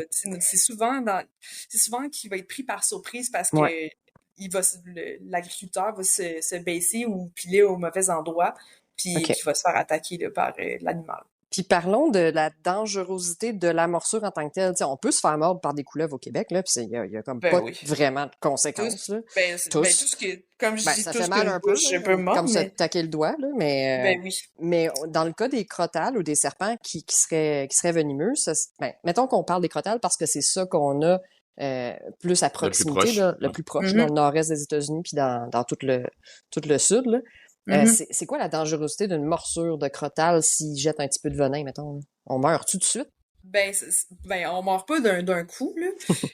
Mais tu sais, mettons, le crotale diamantin aux États-Unis, ben, ça, il fait partie des plus dangereux, là, en termes de toxicité de son venin. Tu meurs en quelques heures, normalement. Puis, OK. il y a deux types de venin, là, chez les serpents, là. Je pourrais pas te dire pour chaque espèce de crotale, là, comment Non, ça mais agit en elles sont combien de toutes des temps, là. niveaux différents, là. Oui, c'est ça, puis c'est ça dépend vraiment de la taille du serpent, puis ça dépend de l'espèce, puis ça, malheureusement, je le sais pas par cœur, mais tu sais, en termes de groupe de venin, il y en a deux sortes. Il y a le venin qui est coagulant, donc qui fait en sorte que ton sang se met à coaguler, donc ça fait en sorte que, ben, tes cellules vont mourir parce que Ton, le ouais, sang peut plus circuler, hein. ton Fait que cœur ça va arrête faire de maner. ben, ça va faire une nécrose, en fait. Fait Ouais, qu'admettons, tu te fais mordre la main, ben, elle va nécroser. OK. C'est pas beau. Puis sinon, il y a ceux qui sont paralysants. Donc, ils vont venir paralyser certains organes. Par exemple, il y a des vipères puis des cobras ça va paralyser les poumons. Fait que tes poumons sont paralysés, bonne chance pour Ah! respirer, hein? OK, fait Ouais. qu'ils vont te causer un arrêt respiratoire, eux autres, là. Ouais.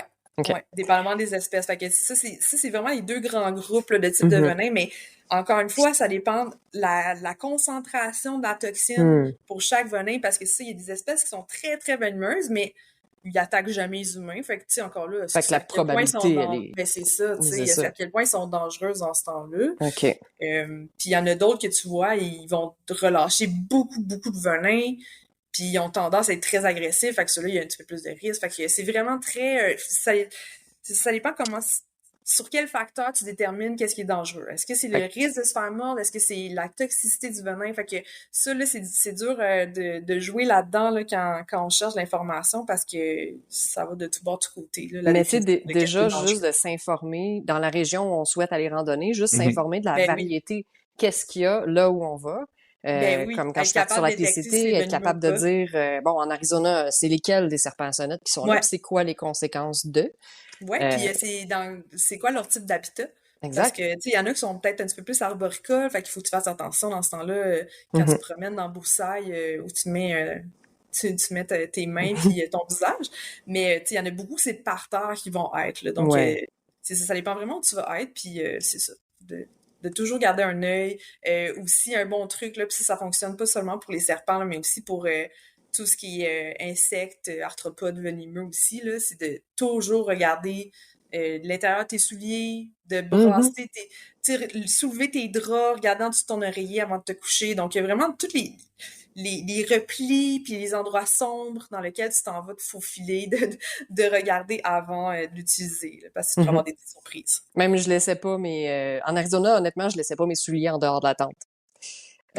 Sauf en cowboy camping où je n'avais pas de tente, ben là, je mettais mes souliers dans mon sac à dos.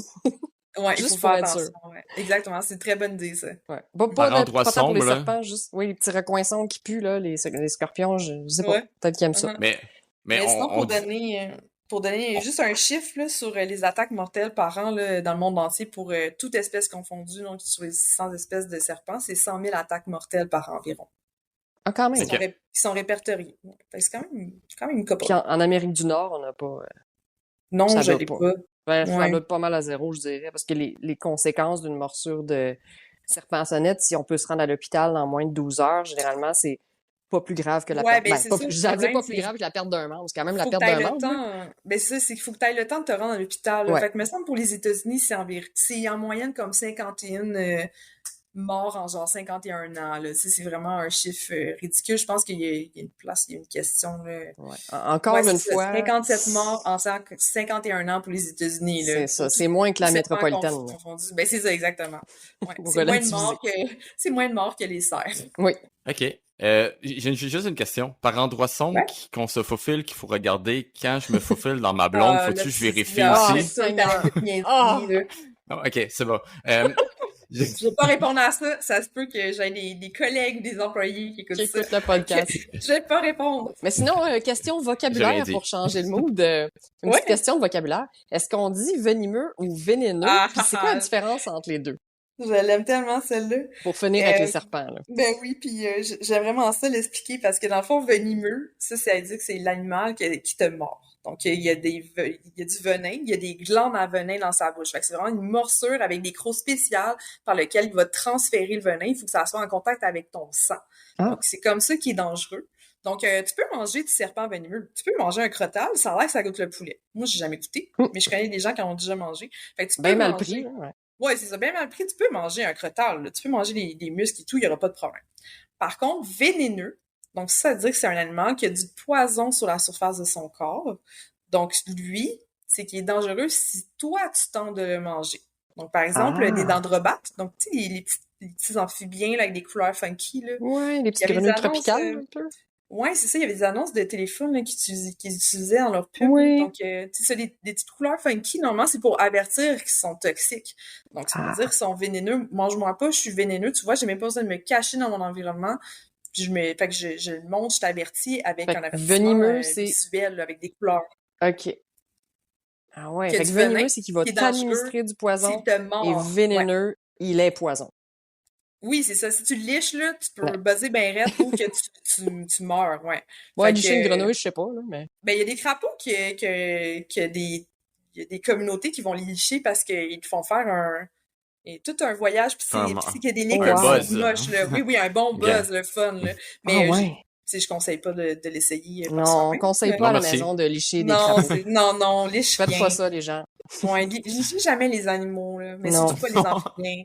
Ouais, fait qu'ils ont toutes les petites toxines, les amphibiens, mais il y en a qui sont vraiment dangereuses pour l'homme. Il y a des tribus, justement, qui vont mettent ça sur le bout de leur flèche là, pour chasser. Ils vont mettre un peu de ce mucus-là là, qu'il va y avoir sur les petites dendrobates là, pour... ouais, puis ça a l'air... Il y en a qu'une goutte peut tuer plusieurs hommes, là. Donc c'est très, très fort. Là. Ouais. OK, c'est pas comme nos petits crapauds du Québec. Là. Oh non, non, non, vraiment pas. Fait que, tu sais, nous, au Québec, on est bien chanceux, on n'a pas grand-chose de venimeux ou vénéneux, là. Mais c'est ça, quand tu vas ailleurs, surtout dans les pays tropicaux, ben là, faut que tu fasses attention de rien licher. Ah ouais? Ouais. Ben, Puis là, tu sais, parlant de pays tropicaux puis tout, j'ai envie de sauter une question qui me titille, là. Tu sais, tu disais qu'au Québec, il y avait rien de venimeux, vénéneux, mais moi, les araignées, là, bon, j'ai pas une grosse phobie des araignées, mais bon, ils m'écœurent un peu, tu sais, je m'accoutume parce qu'ils m'aident, là. Mais est-ce qu'il faut s'inquiéter des contacts avec les araignées dans nos régions, c'est-à-dire, mettons, ici, Québec, Canada, ben, si on parle de l'Est, là, est-ce qu'il y a quelque chose qu'il faut se méfier au niveau des araignées dans l'Est? C'est bien drôle, là, parce que, ben, premièrement, encore une fois, là, comme les serpents, les araignées sont victimes de la culture, des mœurs, c'est ça, des histoires, puis aussi des peurs que nos parents nous ont transmis, là. Surtout que c'est des animaux qui sont quand même différents de nous, là, ça a quand même 8 pattes, là, avec plusieurs yeux, fait que c'est quand même étrange, là, c'est ça, c'est loin de nous, là, fait que c'est dur à comprendre, mais en fait, on en a beaucoup au Québec, là, des espèces d'araignées, là. On n'en a aucune qui est dangereuse pour l'humain. Aucune. Donc, aucune qui est dangereuse pour l'humain. Puis pourtant, on a, ben, je pense que vous connaissez la veuve noire. Oui. La veuve noire, en fait, c'est plusieurs espèces. Puis c'est ça, c'est plusieurs espèces. Puis en fait, en Amérique du Nord, on en a plusieurs. Je pense qu'on a 7 ou 8. Puis il y en a aucune qui est techniquement mortelle pour l'homme. Les situations mortelles, là, c'était en fait soit des enfants en très bas âge ou des humains vraiment faibles, là, avec des gros problèmes de cœur, des choses comme ça. Fait que c'est souvent plus des réactions cutanées. Je dis pas que ça va faire du bien. Là, c'est quand même douloureux, le morceau d'araignée. Ils peuvent d'araignée. mordre quand même. Tout ce qu'une bouche peut mordre. Bon. Ça a comme une bouche, une araignée, ouais, puis en tout cas. Mais ça a vraiment des crocs qui sont incurvés, ben, surtout pour les mygales. Là, donc, qu'est-ce qu'on appelle tarentule, son anglicisme, le vrai terme, c'est mygale. Ben, tu sais, les grosses velues, là, les poilus, c'est super doux. Là. Mais qu'on n'a pas ici, là. Non, c'est ça, on n'en a pas au Québec, des mygales. Moi, je suis bien triste de pas qu'on en ait pas. Là. Oh, il y en avait en Arizona, par exemple.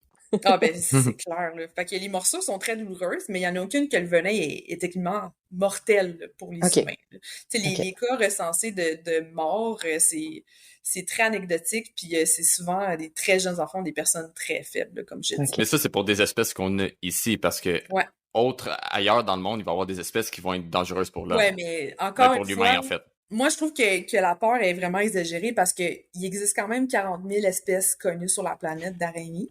Puis c'est juste environ une douzaine d'espèces là-dedans qui est un danger réel pour la santé humaine. OK.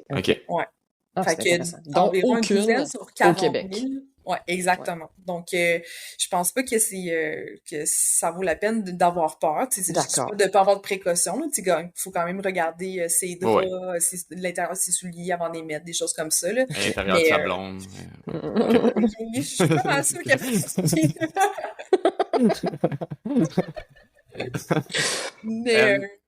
Pour passer de très, très, très petit à très, très, très gros, ça, on vient de parler des araignées, des serpents, qui est des choses qui vont en fait être dures à voir, mais de l'autre côté, il va y avoir les vaches, le bétail, les bisons, qui sont des très, très gros.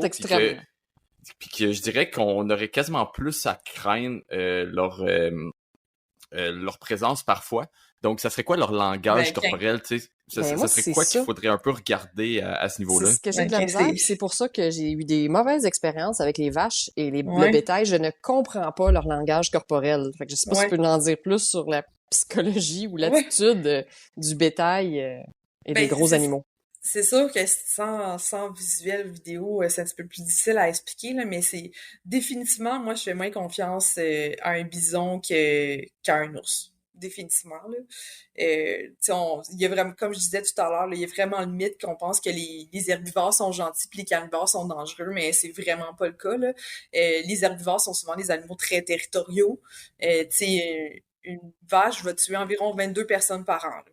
OK, c'est plus que le serpent, ça, là. Oui, c'est ça. Ben, si tu comptes tous les serpents ensemble, là, ça fait beaucoup Non, mais plus je parle d'humains, mais serpent Amérique du Nord, là, mettons. mais oui, c'est ça. Si tu parles en Amérique du Nord, là, les vaches tuent plus que des serpents, là. C'est OK. environ, c'est ça, 22 personnes par année. Sinon, si on parle d'autres animaux qui sont bien aimés des gens, qui sont 100% herbivores, ben l'hippopotame. Qu'est-ce qui est répertorié? C'est environ 500 morts par année. Par l'hippopotame? Par l'hippopotame, ça, c'est juste ceux qui arrivent à l'hôpital puis qu'on peut recenser le chiffre. Mais il y en a beaucoup qui sont pas répertoriés, là, qu'il n'y a pas de chiffre. Fait qu'on on s'attend que ce soit approximatif, là, mais environ 1000 personnes par an là, qui meurent par d'attaque. hippopotame. Ouais, parce qu'ils sont super territoriaux. Là, ils vont vraiment attaquer là, si une autre espèce va s'approcher d'eux. OK. Fait que je faisais bien de me méfier des vaches. Là.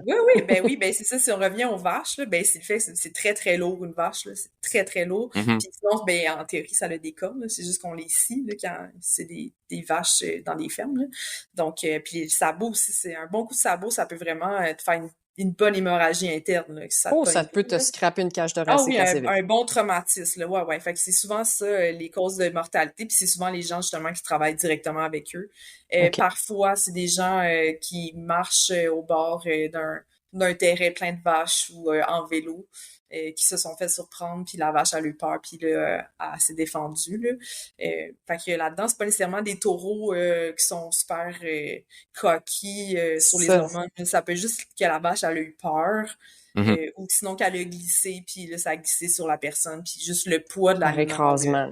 Ben oui, c'est ça. Fait que, c'est ça. Approchez-vous pas des vaches. Elles sont super belles. On les aime beaucoup, mais gardez-vous loin. Il faut toujours faire attention, même si c'est herbivore. Même affaire pour les bisons, là. Tu sais, si vous tapez attaque bison sur YouTube, là, vous en enlève. J'ai de la misère à les regarder, là. Pour vrai. Je suis pas capable. J'ai vu entrer ou pleurer. C'est comme un pleurir. Parce que, écoute, des affaires, des histoires, là, puis même où je travaillais avant, les gens avaient super peur de se faire attaquer par des coyotes ou des loups, mais ils venaient comme essayer de fumer ou de flatter les bisons, comme si c'était super inoffensif, mais un bison, ça te rentre dedans, pas à peu près, là. Non, dans les vidéos, tu le vois très bien, les enfants. Le monde qui essaie de prendre des selfies avec des bisons puis qui se font... Ouais, ils font ça en maudit, là. Fait que c'est pas le temps de commencer à faire ton tough à côté d'un bison, là. Ouais, fait que tout ce qui est bétail, bovidé, là, ça peut être super dangereux. Non, ça, pour avoir en donné à des places que des bisons, c'était ma crainte un peu, puis en fin de compte, c'était tellement ouvert que j'y voyais, mais mon but, c'était d'être le plus loin possible de eux, là, éviter le troupeau. Ouais, exactement.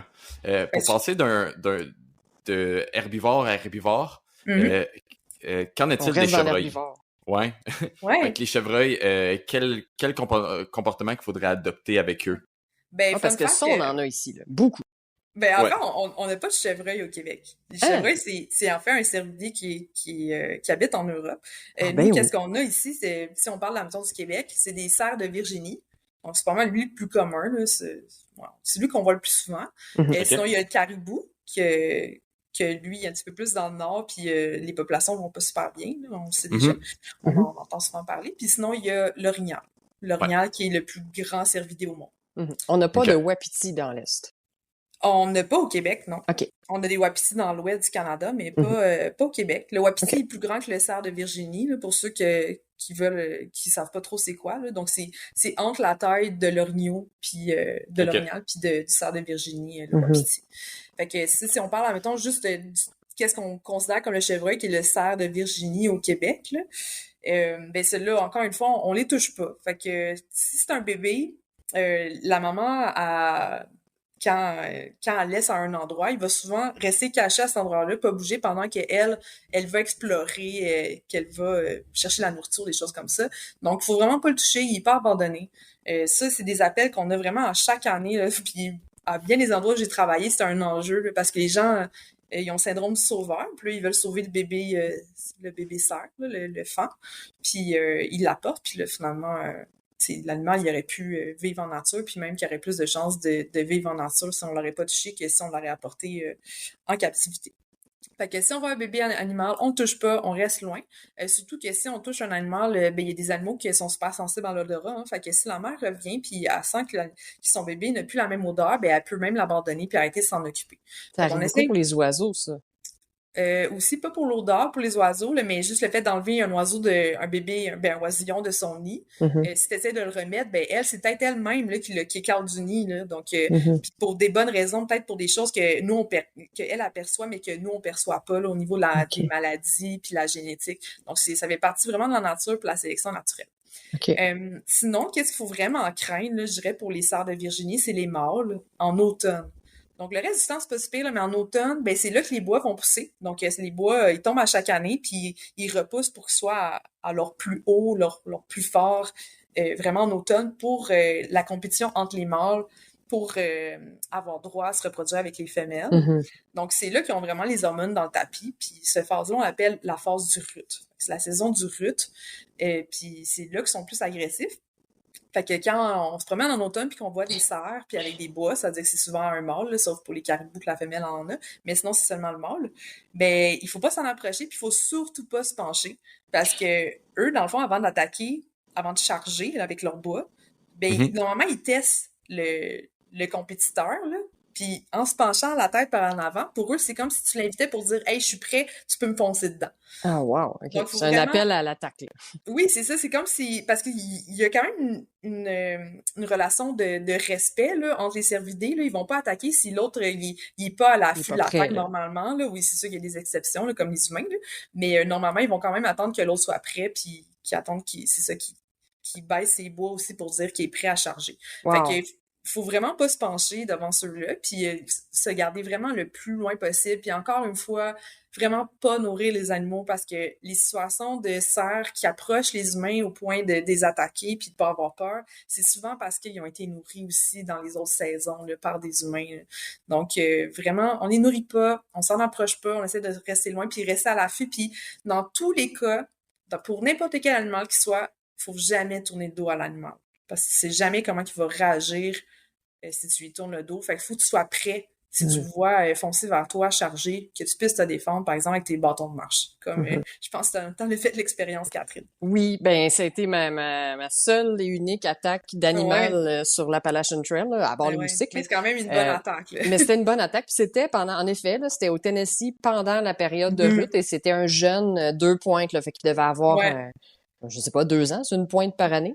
Ouais, ça doit être environ 2 ans, 2-3 ans. À peu près. Donc, c'était un jeune mâle, puis il était sur le sentier, puis il nous a suivis, là, il était curieux, il faisait des feintes d'attaque. C'est ça, il était cocky, là, il cherchait un il cherchait à nous provoquer, là, tu sais. Il voulait se battre, là. Ouais, c'est clairement, il voulait se battre, là, puis il a fallu que je me défende avec mes bâtons, là. Je mettais mes bâtons en X devant moi, puis il cognait, puis c'est fort, la force, je sentais la force de sa tête pousser sur mes bâtons et j'étais comme je dois m'en aller.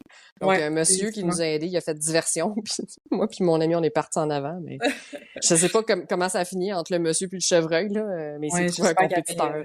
Mais plus à son niveau. Plus à son niveau peut-être. Les 2 femelles sont parties en avant. Les femelles devaient être les femelles tu parles de toi là, ou tu parles Oui, moi puis mon ami. Non. Je pensais qu'il y avait aussi des femelles, OK. Non, il nous a probablement pris pour des mâles chevreuils. Je l'ai pas pris personnel. Là. Mais je me dis peut-être avec les bâtons, tu sais, je sais pas à quel point leur Écoute, je sais pas ce qu'il a pensé, là. C'était... Fait que les seules attaques, c'est ça. Ça a été ça puis vraiment, là, les moustiques, là, les bébites, là, tu sais, les moustiques et tout ça, là. Ben, je pense que c'est un bon... avant de se lancer, mais avant de se lancer les moustiques, dernier fun fact là, sur les cervidés, là, en fait, aux États-Unis, la première source l'animal le plus mortel aux États-Unis, c'est en fait le cerf de Virginie. Ah oui! Pas par les attaques aux routes, là, mais c'est en fait par les collisions de voitures. Parce que, c'est ça, nous, on crée des routes, mais techniquement, ça reste l'habitat du cerf. Fait que quand il se déplace puis qu'il croise des routes, il y a beaucoup de collisions comme ça. Donc, Fait que c'est numéro 1, c'est l'animal numéro 1 en mortalité humaine. Pour États-Unis. Ouais, pour États-Unis, c'est... taux de mortalité numéro 1, c'est le cerf à cause des collisions de voitures. Ouais. OK. C'est méchant fun fact. Ouais. Donc, pour aller sur une autre espèce qu'on n'a pas vraiment parlé, les insectes, doit-on s'en méfier? C'est vraiment une bonne question. Justement, Catherine, tu parlais de moustiques, je veux pas te stresser, là, mais moustiques au niveau mondial, c'est l'animal le plus dangereux. On s'entend que c'est pas... Ouais, c'est l'animal le plus dangereux. Fait que c'est pas... Ben oui, le moustique. Bien sûr, c'est pas à cause qu'il peut nous manger, là, loin de là. Là. C'est en fait à cause des maladies qu'il peut transmettre. Donc, il est porteur de beaucoup, beaucoup de maladies qu'il peut nous transmettre. Donc, on peut penser au paludisme, la fièvre jaune, la dengue. Donc, bref, c'est environ 725 000 à 1 million de personnes qui meurent chaque année par des moustiques. Directement par les Puis moustiques. là, les Wow! moustiques, c'est plusieurs espèces. En fait, ça, c'est toute espèce confondue. Dans le monde, là. Ouais, dans le monde. C'est sûr que c'est vraiment plus les pays chauds, les plus chauds qui sont qui en sont vulnérables, c'est là qu'il y a le plus de moustiques. Mais avec les changements climatiques, il y a des maladies que normalement n'étaient pas présentes aux États-Unis puis au Canada, puis on commence à en voir là, parce que avec les changements climatiques, ben des espèces de moustiques qui sont porteurs de certaines maladies migrent aussi un petit peu de plus en plus vers le nord. Donc ça va être un enjeu là, dans les Ben, prochaines décennies là. on Ouais. peut le voir tout simplement avec les tiques, tu sais, que ça monte de plus en plus haut. Oui, ben oui, avec le Mhm. réchauffement climatique aussi. Ouais. Puis, fun fact sur les tiques, c'est pas toutes les tiques qui sont dangereuses. C'est en fait seulement la tique à pattes noires qu'on a au Québec, qui normalement, elle va surtout être sur les cerfs de Virginie. Mais les cerfs de Virginie, ben ils prennent souvent les sentiers de randonnée. Fait qu'il faut faire vraiment attention pour ça. Puis c'est ça, la tique à pattes noires, elle a le corps quand même très rougeâtre, puis les pattes noires, comme son nom l'indique. Puis c'est la seule qui est porteuse de la maladie de Lyme. C'est Peut pas être porteuse. peut être porteuse, c'est C'est ça que ça. j'allais dire. Donc, c'est pas toutes les tiques à pattes noires qui l'ont, mais potentiellement peuvent être porteuses. Justement, là, le risque global de contracter la maladie de Lyme, c'est après une piqûre de tique, c'est environ 1 à 3% de risque dans les zones à haut risque. Donc, quand 50% des tiques environ sont infectées par la maladie de Lyme, fait que 50% des Ah, wow! tiques, tu as environ 1 à 3% de risque que si tu te fais attaquer par une tique, que tu sois porteur de la maladie de Lyme. Bien sûr, pas parce que tu fais... Fait que, qu'est-ce que je dis, c'est que les risques sont quand même moins, là, même si on entend beaucoup parler de ça. Bien sûr, il y a des cas au Québec, là, fait qu'il faut quand même faire attention. Dans ce temps-là, quand tu es dans une zone à risque ou si tu es du genre à aller te promener en forêt, là, tu sais, mettons nous trois, là, euh, normalement, tu essaies de porter vraiment des vêtements longs, mais même à ça, là, des fois, ils sont vraiment vicieux. Ça se glisse partout. Ben oui, fait que tu sais, tu peux mettre du gros tape collant de côté sur tes chevilles, là, puis tu vas voir à quel point c'est efficace. Là. J'ai des amis, justement, quand on travaillait plus en conservation ensemble dans les parcs, il y en avait plein, de collés. Là. Fait que, Wow! tu sais, l'enjeu, il est vraiment là. Puis après ça, c'est qu'il faut vraiment que tu ailles directement en pharmacie, puis que tu fasses analyser la tique, donc que tu la portes. Donc, puis quand tu as des loges, t'essayes de vraiment partir avec la tête, là, la tête qu'est-ce qui est enfoncé en toi normalement, là, pour pas faire une infection. Fait que OK. t'amènes ta tique dans un sac Ziploc là, ou un petit pot de médicaments, puis eux, ils vont l'analyser, puis normalement, ils vont donner une médication qui est efficace dans les 24 à 75 heures. Donc, il faut que tu agisses vite là, si tu sais que tu as été piqué. Puis c'est vraiment de te checker là, au moins 2 fois par jour quand tu travailles ou que tu vas vraiment en forêt, tu sais, dans la broussaille. Là, si tu es sur un sentier dégagé, pas de problème. Là, mais eux autres se tiennent vraiment sur les hautes herbes, mais ils Ouais. peuvent pas sauter par contre. Là. C'est Ils vraiment se quand tu lâchent, te dans le frottes. fond. Oui, c'est ça. Fait que c'est vraiment quand tu te frottes dans les autres hautes herbes que c'est là OK. qu'ils peuvent s'agripper à toi. Puis après ça, ils vont s'agripper, se faufiler dans tes vêtements. Puis après ça, ils vont aller te Ils vont piquer. Ils peuvent s'installer, là. rester là plusieurs jours. Oui, c'est ça, exactement. OK. Puis pour la maladie de Lyme, un des indices qui va te donner une idée si ça a été contaminé, c'est que ça va faire normalement un cercle rouge, là, vraiment un auréole là, autour, Autour de la morsure. ouais, autour de la morsure. Donc ça, c'est un indice, mais faut pas nécessairement se fier à ça. Des fois, il y a juste pas eu le temps de se développer. Fait que dans tous les cas, il faut vraiment aller faire analyser la tique en pharmacie, OK. puis avoir la médication si possible. Super. OK. On a sélectionné, dans le fond, il nous reste 3 questions que les gens nous ont envoyées, que Ouais. on n'a pas placé directement dans la partie de questions principale qu'on vient de faire parce que on parlait plus un peu d'anecdotique. Mhm. Donc, pour la première, en fait, comment réagir face au loup? Je Ouais. pense Pas que parler c'est une d'eux. question.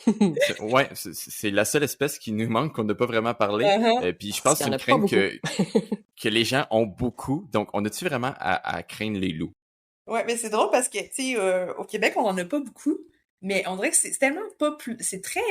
c'est très charismatique comme animal, ça fait Ben, c'est un beaucoup animal partie de notre... mythique, hein? Ben, c'est ça fait beaucoup partie de nos mythes, nos mœurs, notre culture, mais il est tellement mal vu, puis pourtant, des attaques de loup au Québec, il y en a pas, ou très, très peu, puis c'est anecdotique encore une fois, là, mais moi-même, j'ai pas trouvé de données, là, qui parlent d'attaques de loup au Québec, là. C'est extrêmement rare, fait que ça, c'est une espèce, justement, qui aime pas manger les humains, là. OK. Puis là, tu sais, moi, on m'a demandé justement, ben, tu sais, quand tu fais face à un loup, tu sais, est-ce que tu sauves en courant? Puis je suis comme, non, non, non, il faut vraiment pas se sauver parce que, comme pour le chien ou l'ours, si tu pars en courant, ben, premièrement, ça active l'instinct de chasseur, là, de prédateur, là, de l'animal. Fait que ça lui donne encore plus envie de t'attaquer. Puis en plus, ben, il court plus vite lui aussi, là. Il court vraiment plus vite que toi, là. Je sais pas c'est quoi le chiffre exact, mais je sais que ça court vraiment plus vite que toi. Donc, ça sert à rien de te sauver en courant, même si c'est vraiment pas une bonne idée. L'idéal, ben déjà au départ, c'est très rare là, de tomber en face à face avec un loup. Normalement, un loup, c'est soit parce qu'il est allé sur un chemin parce que c'était plus facile vu que c'était dégagé pour se déplacer. Sinon, c'est des jeunes de 1 ou 2 ans qui sont curieux, qui s'approchent un peu plus des humains, mais normalement, là, c'est des animaux très craintifs qui vont vraiment nous éviter. Là, ils n'aiment pas la présence humaine, ils vont vraiment rester loin des lieux urbanisés. Là, donc, c'est vraiment plus en forêt, en profondeur. Donc, c'est très rare là, que les gens vont croiser des vrais loups. Puis si on en croise, il y a probablement beaucoup moins de risques qu'un chien errant. Oui, selon moi, oui, parce qu'ils ont plus peur des humains. Puis, des fois, ils vont s'approcher vraiment par curiosité, ils vont nous sentir un peu, puis ils vont partir. Là. J'ai beaucoup... j'ai des collègues ou des proches, là, justement, là, qui pourraient parler d'histoires comme ça pendant des heures. Là, un petit clin d'œil à Michel Terrien. Là. Donc, c'est ça. Fait que, tu sais, un loup va pas nécessairement nous attaquer. Il va être curieux, il va observer, puis normalement, il va partir. Puis, encore une fois, tu t'essayes pas de l'attaquer là, ou de le provoquer. Là, tu vas juste éviter de le regarder dans les yeux. Tu te penches pas encore une fois, puis tu t'approches pas, puis tu s'enfuis pas. Fait que vraiment rester le plus neutre possible. Puis comme je dis, il va juste quitter. Ben oui, c'est ça. Parce que c'est ça. Comme je dis, les attaques de loup au Québec, extrêmement rares. Ouais. Non, puis tu sais, si je peux encore conter une anecdote là-dessus, puis tu vas pouvoir un peu confirmer ce que je veux dire, là, mais c'est pas parce que, exemple, je vais conter mon histoire, là, j'étais dans un campement au Saguenay, puis j'entends des loups qui hurlent autour de moi, tu sais, en fait, je dormais cowboy camping, là, fait que juste dans mon sleeping bag, un beau burrito, là, puis j'entends des loups qui hurlent autour de moi, puis tu sais, c'est rien passé, là. C'est pas parce qu'ils hurlent ils vont t'attaquer, là. Tu sais, ouais, puis ça a gros aucunement mythe, rapport, là. là. C'est pas vrai qu'ils vont hurler à la pleine lune, là. Donc, c'est vraiment le hurlement, c'est un peu comme leur point de rassemblement, là. C'est un peu comme quand tu fais un appel Messenger là, à toute ta gang d'amis. Là. Donc, pour qu'ils viennent dormir, finalement. Ben, c'est comment on se couche ici? C'est ça, c'est soit avant ou après la chasse, normalement. Puis, tu sais, ça donne tout le temps l'impression qu'ils sont vraiment des dizaines ou une vingtaine de loups parce que ils vont jouer avec les intonations en hurlant. Donc, c'est ça qui donne l'impression qu'il y en a plusieurs, mais au final, là, ils sont pas tant que ça, là. Fait que c'est aussi pour se montrer impressionnant puis délimiter leur territoire aussi avec d'autres meutes de loups. Donc, c'est vraiment un moyen de communication. Il y a vraiment pas de peur à avoir, là, quand il y a des loups qui hurlent. OK. Ce que j'ai plus entendu, c'est plus des coyotes, là. Ben, surtout en ça. Arizona, mais même au Québec, là, un peu la même histoire que Alex, là. Ben oui, moi, c'est arrivé tellement souvent, là, des gens qui me disaient, hey, j'ai entendu des loups dans telle région. Comme, ben, c'est sûr que c'est pas des loups, il y en a pas dans cette région-là. Puis c'était souvent des coyotes parce que les coyotes, le hurlement, oui, c'est quand même similaire, mais il va y avoir aigu et strident, mais... Ben, c'est ça, c'est plus plaintif, puis il va vraiment avoir des jappements. Fait que vraiment un genre de... Tandis que le loup, c'est vraiment un... Fait que c'est vraiment plus mielleux, plus doux. Ouais, donc c'est une grosse différence là, entre les deux sons. On va passer à une autre question du public. Yes! Puis là, il nous l'a envoyé un peu pour moi puis Catherine, mais je veux quand même entendre ton point là-dessus. Comment vous faites pour choisir votre spot de campement pour être certain de ne pas être près du nid de n'importe quelle bête? Ouais. Ça, écoute, ça prête une formation de pistage de plusieurs heures. Là. Oui, on peut en parler pendant 3 heures de ça. Ben oui, c'est ça. C'est sûr que là, c'est ça, encore une fois, sans visuel, c'est plus difficile. Mais c'est ça, je dirais, si vous êtes quelqu'un qui en fait souvent, Puis si ça vous intéresse, c'est sûr d'aller faire une formation ou un atelier de pistage, c'est définitivement quelque chose qui serait pertinent d'aller faire. Il y a plusieurs places qui offrent ces ateliers-là, ces formations-là. Le plus proche dans la région là, du sud du Québec, je dirais que c'est le parc de la Rivière-des-Mille-Îles. Il y a des ateliers une fois par mois sur la formation de pistage. OK. Sinon, c'est ça, quand c'est déjà où tu peux chercher par toi-même ou t'acheter des livres, là, mais c'est de vraiment être capable d'identifier les excréments. Ben oui, on parle de caca, mais là, on parle de caca d'animaux. On s'en sort pas. Ben On on s'en s'en sort jamais. pas. Exactement, j'avais hâte de parler de caca. Reconnaître les caca d'animaux. Ben oui, moi, je suis vraiment une très, très grande passionnée de caca d'animaux. Alex, il peut moi aussi, le je les prends en confirmer. photo. Ben oui, j'ai mesure même avec ma main à côté, là, je suis vraiment passionnée de ça. Parce que tu peux vraiment détecter la présence d'un animal avec ses excréments. Oui, vraiment. C'est pas de Puis la juste fraîcheur regarder. de ceux-ci. Ben oui, parce que c'est quand même rare de voir un animal vraiment devant soi, là. C'est vraiment moins commun que de trouver des signes de sa présence. Donc, les excréments, il y a des espèces que c'est très, très particulier. Là. Par exemple, pour l'ours noir, ben, comme je disais tout à l'heure, c'est un omnivore qui mange beaucoup de fruits. Fait que tu trouves beaucoup de graines de fruits là, dans ses excréments. Sinon, le loup, c'est qu'il va avoir beaucoup d'os et de poils dedans. Donc, ils ont vraiment... Il y en a beaucoup qui ont des particularités comme ça qui font en sorte qu'on peut identifier l'animal. Sinon, au niveau des empreintes aussi, là, si tu sais, si tu vas faire un atelier pour connaître les empreintes, là, tu peux voir la différence entre un coyote, un loup, un chien, un renard. Tu apprends ces choses-là.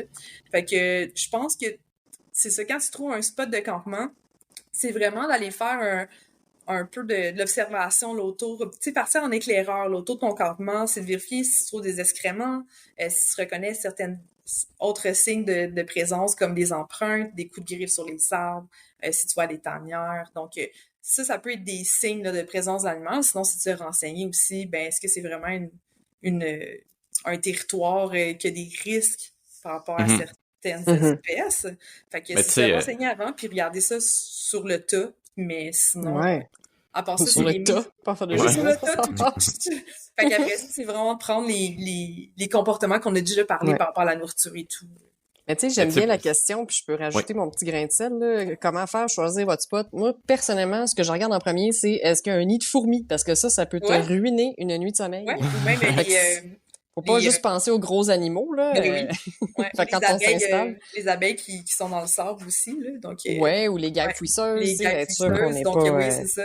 Fait qu'il faut vraiment faire attention aussi à ça. Ou, tu sais, il y a des plantes aussi qui sont super urticantes, là. Fait que, tu sais, dans tous les cas, c'est tout le temps bon d'avoir une petite base en faune et en flore, là, avant d'aller quelque part. La flore aussi peut être une mauvaise surprise. Si on s'installe dans le garde à puce, hein. Ouais. La question était un peu plus longue, mais je l'ai coupée un peu, là, mais elle était aussi orientée vers l'Ouest canadien et les États-Unis. Puis pour le Canada et les États-Unis, c'est très réglementé. Beaucoup des endroits qu'on va aller faire de la randonnée vont être des parcs. Puis dans les parcs, ben souvent, il va y avoir des emplacements. Il va y avoir l'information et souvent des emplacements dédiés. Donc, à ce niveau-là, ça enlève souvent une chose de moins à penser. L'emplacement est là et tout est aménagé pour. On n'a pas on n'a pas à aller acquérir les connaissances, on peut juste se fier à l'aménagement du parc qui est conçu pour ça. Oui, exactement. Exact. Donc, respecter les règlements. Oui, voilà. On avait une dernière du public. Catherine, je vais te laisser y aller avec, en fait. D'accord. Ben, en fait, c'est à propos, on revient un petit peu aux chiens, là. Est-ce que des gens qui dorment avec leur chien, qui randonnent beaucoup avec leur chien, il y en a énormément, en longue rando, est-ce que mon chien peut faire peur à un ours ou peut-être d'autres prédateurs qui rôdent autour de ma tente, ou si, au contraire, la présence du chien dans la tente va attirer? C'est tellement touchy comme question, hein? Comme, tu sais, il n'y a pas d'informations tout cuit dans le bec, là, de ce que j'ai trouvé, là. Mais, tu sais, si on prend en cause que l'ours noir, c'est un animal qui est peureux, qui est craintif, puis je pense pas qu'il y ait d'études qui démontrent que la présence d'un chien augmente les risques d'attaque, là. Au contraire, moi, j'ai vraiment l'impression que surtout les parcs... Ça va agir comme répulsif. Ben oui, c'est ça. Puis tu sais, la plupart des parcs où que les chiens sont autorisés, puis moi, je suis un peu contre ça, là. J'adore les chiens, là. J'aime beaucoup les chiens, mais il y a des impacts, là. Il va vraiment avoir moins de présence faunique quand les chiens s'autorisent dans les parcs parce que ça fait vraiment peur aux animaux, puis l'odeur aussi reliée à ça, ça va vraiment faire ça que les animaux sont craintifs, puis ils vont s'éloigner, ils vont aller ailleurs. Donc, les chiens sont un peu comme des perturbateurs d'environnement. Fait que, tu sais, après ça, je pense que ça dépend de la personnalité du chien. Est-ce que ton chien a tendance à attaquer? Est-ce que, là, peut-être que l'ours va vouloir juste se défendre, là, si au départ il était juste curieux. Donc, tu sais, c'est de penser aussi son chien, est-ce qu'il sait gérer en nature, puis est-ce qu'il est capable de le contrôler et tout. Sinon, une petite anecdote là, d'un bon ami, là, justement, qui travaille avec des loups aussi, là. Encore une fois, un petit clin d'œil à Michel Terrien. Tu sais, l'urine de chien qui est laissée parfois, ça, mettons, sur un truck ou je sais pas quoi, ben, tu sais, oui, ça peut attirer la présence d'ours ou de loups, mais ça aide surtout la curiosité, tu sais. Parce qu'ils sentent un animal étranger dans leur territoire. Oui, c'est ça. Fait que, tu sais, c'est très anecdotique. Tu sais, moi, en tout cas, je pense pas que la présence du chien attire les risques. Au contraire, je pense que les animaux ont tendance encore plus à nous éviter dans ce temps-là. Ouais, puis moi aussi, j'ai une anecdote qui va dans ce sens-là. C'est dans les refuges, dans les lean-to, les abris à 3 côtés le long de l'Appalachian Trail. J'ai randonné pendant un bout avec un gars qui avait son chien avec lui, évidemment toujours en laisse, puis ça dépendait de qui il y avait dans le lean-to. Souvent, il va demander si ça dérange d'avoir le chien dans le lean-to. S'il y a des gens qui sont allergiques, ben il allait monter sa tente plus loin. Mais règle générale, tout le monde était bien content d'avoir un berger allemand dans l'abri parce que les abris sont généralement pleins de souris, hein, parce que miettes de nourriture, présence humaine égale rongeurs. Et dès qu'il y a un chien, le chien arrive, les rongeurs s'en vont. Je te garantis, il y avait aucune souris. À chaque fois qu'on dormait avec le chien dans le lean-to, on avait la paix. On entendait... toutes les nuits, on entendait des petits rongeurs se promener, sauf les nuits qu'on était avec un chien dans l'abri. Non, c'est bon à savoir. Mais c'est logique. C'est logique, selon moi. Oui, c'est logique. C'est pas scientifiquement prouvé, mais je dirais que par expérience, ça a tendance à éloigner les petits rongeurs, en tout cas. Oui, ce serait intéressant que des experts fassent des recherches. Oui, c'est ça, d'avoir vraiment des vrais chiffres là, sur ça. Ouais. L'effet du chien dans un milieu sauvage. Oui, c'est ça. Oui, l'impact que ça a sur le comportement de la faune. Oui, ce serait super intéressant. Puis on a une dernière question du public pour toi, Alexia, au sujet des porcs-épics. On n'a pas parlé des porcs-épics, mais il y en a quand même beaucoup au Québec. Il y a un mythe qui dit qu'il est dangereux de se trouver trop près d'un porc-épic parce que celui-ci peut projeter ses épines sur une courte distance. Ça, c'est vraiment une image folklorique, là. Ben oui, c'est clairement à cause Ben oui, c'est parce qu'on voit ça dans les dessins animés ou dans des films, là, mais non, il peut pas projeter ses épines. Déjà, au départ, c'est un animal qui est très, très passif, là. Il a vraiment pas développé d'agressivité comme animal parce que, justement, il y a ses piquants qui font toute la job. Mais c'est vraiment juste si tu touches à l'animal, que tu essaies de l'agripper ou de le mordre, que là, les piquants, ils vont vraiment s'agripper à toi. Fait qu'il y a comme des mini crochets là, au bout. Là. Comme des petites pointes de flèche. Oui, c'est ça, vraiment comme des petits crochets au bout. Fait que ça va vraiment s'agripper à toi. Fait que quand, après ça, tu recules, c'est que là, ça part avec toi. Ah, il se détache. Fait que le porc-épic va comme les lâcher. Oui, c'est ça, il se détache, mais ils vont pas... c'est pas des projectiles, là, c'est pas une bombe là, qui va comme pitcher des épines partout. Là. C'est vraiment quand tu essaies de manger l'animal, d'agripper l'animal, que là, c'est dangereux. Puis ça peut être quand même dangereux. Là, il y a des chiens qui sont morts de ça. Là, donc, il faut vraiment parce que les épines rentrent dans la peau puis ils ressortent plus. Ah oui? Non, c'est ça. C'est vraiment... il faut les déloger quand même, là, mais il faut l'emmener chez le vétérinaire. Là. Puis nous, si ça nous arrive, il faut aller vraiment à l'hôpital. Mais comme encore là, pourquoi tu flatterais un porc-épic? Donc, c'est ça. C'est pas tentant, non, c'est ça. Puis lui, il va pas s'amuser à s'approcher de toi pour se faire flatter. Là, donc, par contre, ils sont très veg, hein? Ils sont vraiment très passifs. Là. C'est vraiment des patates. Là. Ouais. Puis je sais pas si vous avez remarqué, mais ça n'a pas rapport avec le danger, là, mais ça dégage vraiment une odeur forte, là, un porc-épic. Fait que si vous trouvez que ça sent bizarre, ben c'est probablement un porc-épic ou sinon un renard ou une moufette. C'est pas mal les trois animaux qui puent le plus. Là, La moufette est très caractéristique, là. Ouais, mais renard aussi, ça sent quand même fort leur urine. Ouais, ça sent pas mal comme la moufette, ouais. Mais même un ours, je te dirais, c'est une autre anecdote, là, ça sent. Je les sentais avant de les voir. Ça sent le gros animal mouillé, là. Pour vrai, ça sent une espèce de muscle très, très fort. Ça a vraiment une odeur caractéristique. Ouais. Fait que, c'est le fun d'apprendre à sentir les animaux avant de les voir. Mais dans tous les cas, ils sentent moins fort que les chaussettes puantes à mon chum. Ah, ouais. Ben, on conclut là-dessus. Ouais, le kit du randonneur de plusieurs jours qui s'est pas lavé. Ça va, toutes les odeurs animales. C'est à Alex, ouais. Ah, ouais. On en a parlé souvent de ça. J'espère que vous avez aimé cet épisode de Zoboomafou. Ce fut sérieusement, Mon c'est rêve. tu sais, j'ai la chance de vivre avec cette femme-là, puis de partir en randonnée des fois avec cette femme-là. Puis c'est, tu sais, elle est tellement intéressante. Si vous avez des questions, elle a pris beaucoup de son temps pour répondre, pour chercher vraiment l'information exacte, parce que comme qu'elle disait au début, zoologiste, c'est très large, C'est donc vaste. la plupart du temps, ils vont se spécialiser vers un animal en particulier, une espèce en particulier. Donc, elle a fait beaucoup de recherches. Je l'ai vu travailler pour trouver toutes les informations qui Il y a étaient beaucoup un peu moins d'amour. certaines pour vraiment dire la bonne information et pas dire n'importe quoi au travers de son chapeau, comme qu'on entend beaucoup de gens dire des fois Ah oui, à mon Dieu, à oui. voix haute, sans nommer de nom. Mais là-dessus, comme je vous dis, c'est une bite d'informations sur les animaux. S'il y a des choses qu'on n'a pas répondu, parce qu'il fallait quand même rentrer ça dans un temps respectable pour pas vous endormir non plus. Donc, si vous avez des questions qu'on n'a pas répondu, allez, écrivez-y. Alexia, je vais te laisser répondre. Laisser tes liens, en fait, là, si le monde veut te poser des questions. Donc, c'est la biologiste vulgaire. Donc, tout en une phrase, là, un mot. Sur Instagram. Oui, c'est ça, sur Instagram. Donc, c'est la biologiste vulgaire avec un petit serpent et une pêche, parce que je parle aussi de la santé sexuelle. Mais sinon, c'est ça, ma spécialisation, c'est vraiment la zoologie, là. Donc, n'hésitez pas si vous avez des questions sur n'importe quel animal dans le monde, là, ça va me faire super plaisir de vous aider, de chercher l'information avec vous et de vous répondre. Puis sinon, tu te mets dire aussi ta page de dessin, parce que comme je disais, c'est elle qui a fait le logo. Qui a créé notre logo, oui. Qui a créé notre logo. Ben oui, ça me fait super plaisir. Donc, pour ma page de dessin, c'est Chia Wilds Art.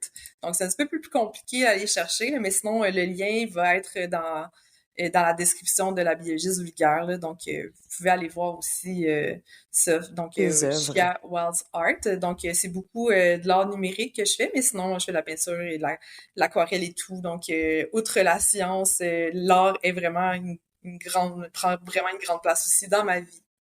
Wow, yep. Donc, merci énormément pour ton temps, Alexia. C'était, écoute, super riche en informations. Moi, j'aurais pu continuer à jaser d'animaux. Ben oui, moi aussi, parce que moi aussi, ça me passionne, là. Ben c'est ça, tu sais, je pense que vous l'avez entendu, tout comme moi puis Catherine, qu'on est des adeptes de randonnée, des passionnés, qu'on pourrait vous en parler pendant des heures et des heures. Mais Alexia, oui, c'est une adepte de randonnée, mais c'est aussi une passionnée des animaux. Puis, il fallait que je l'interrompe de temps en temps parce qu'elle aurait pu étirer sur 5 heures. Donc, allez, écrivez-y si vous avez encore des questions. Merci, Alexia. Merci à vous de nous écouter.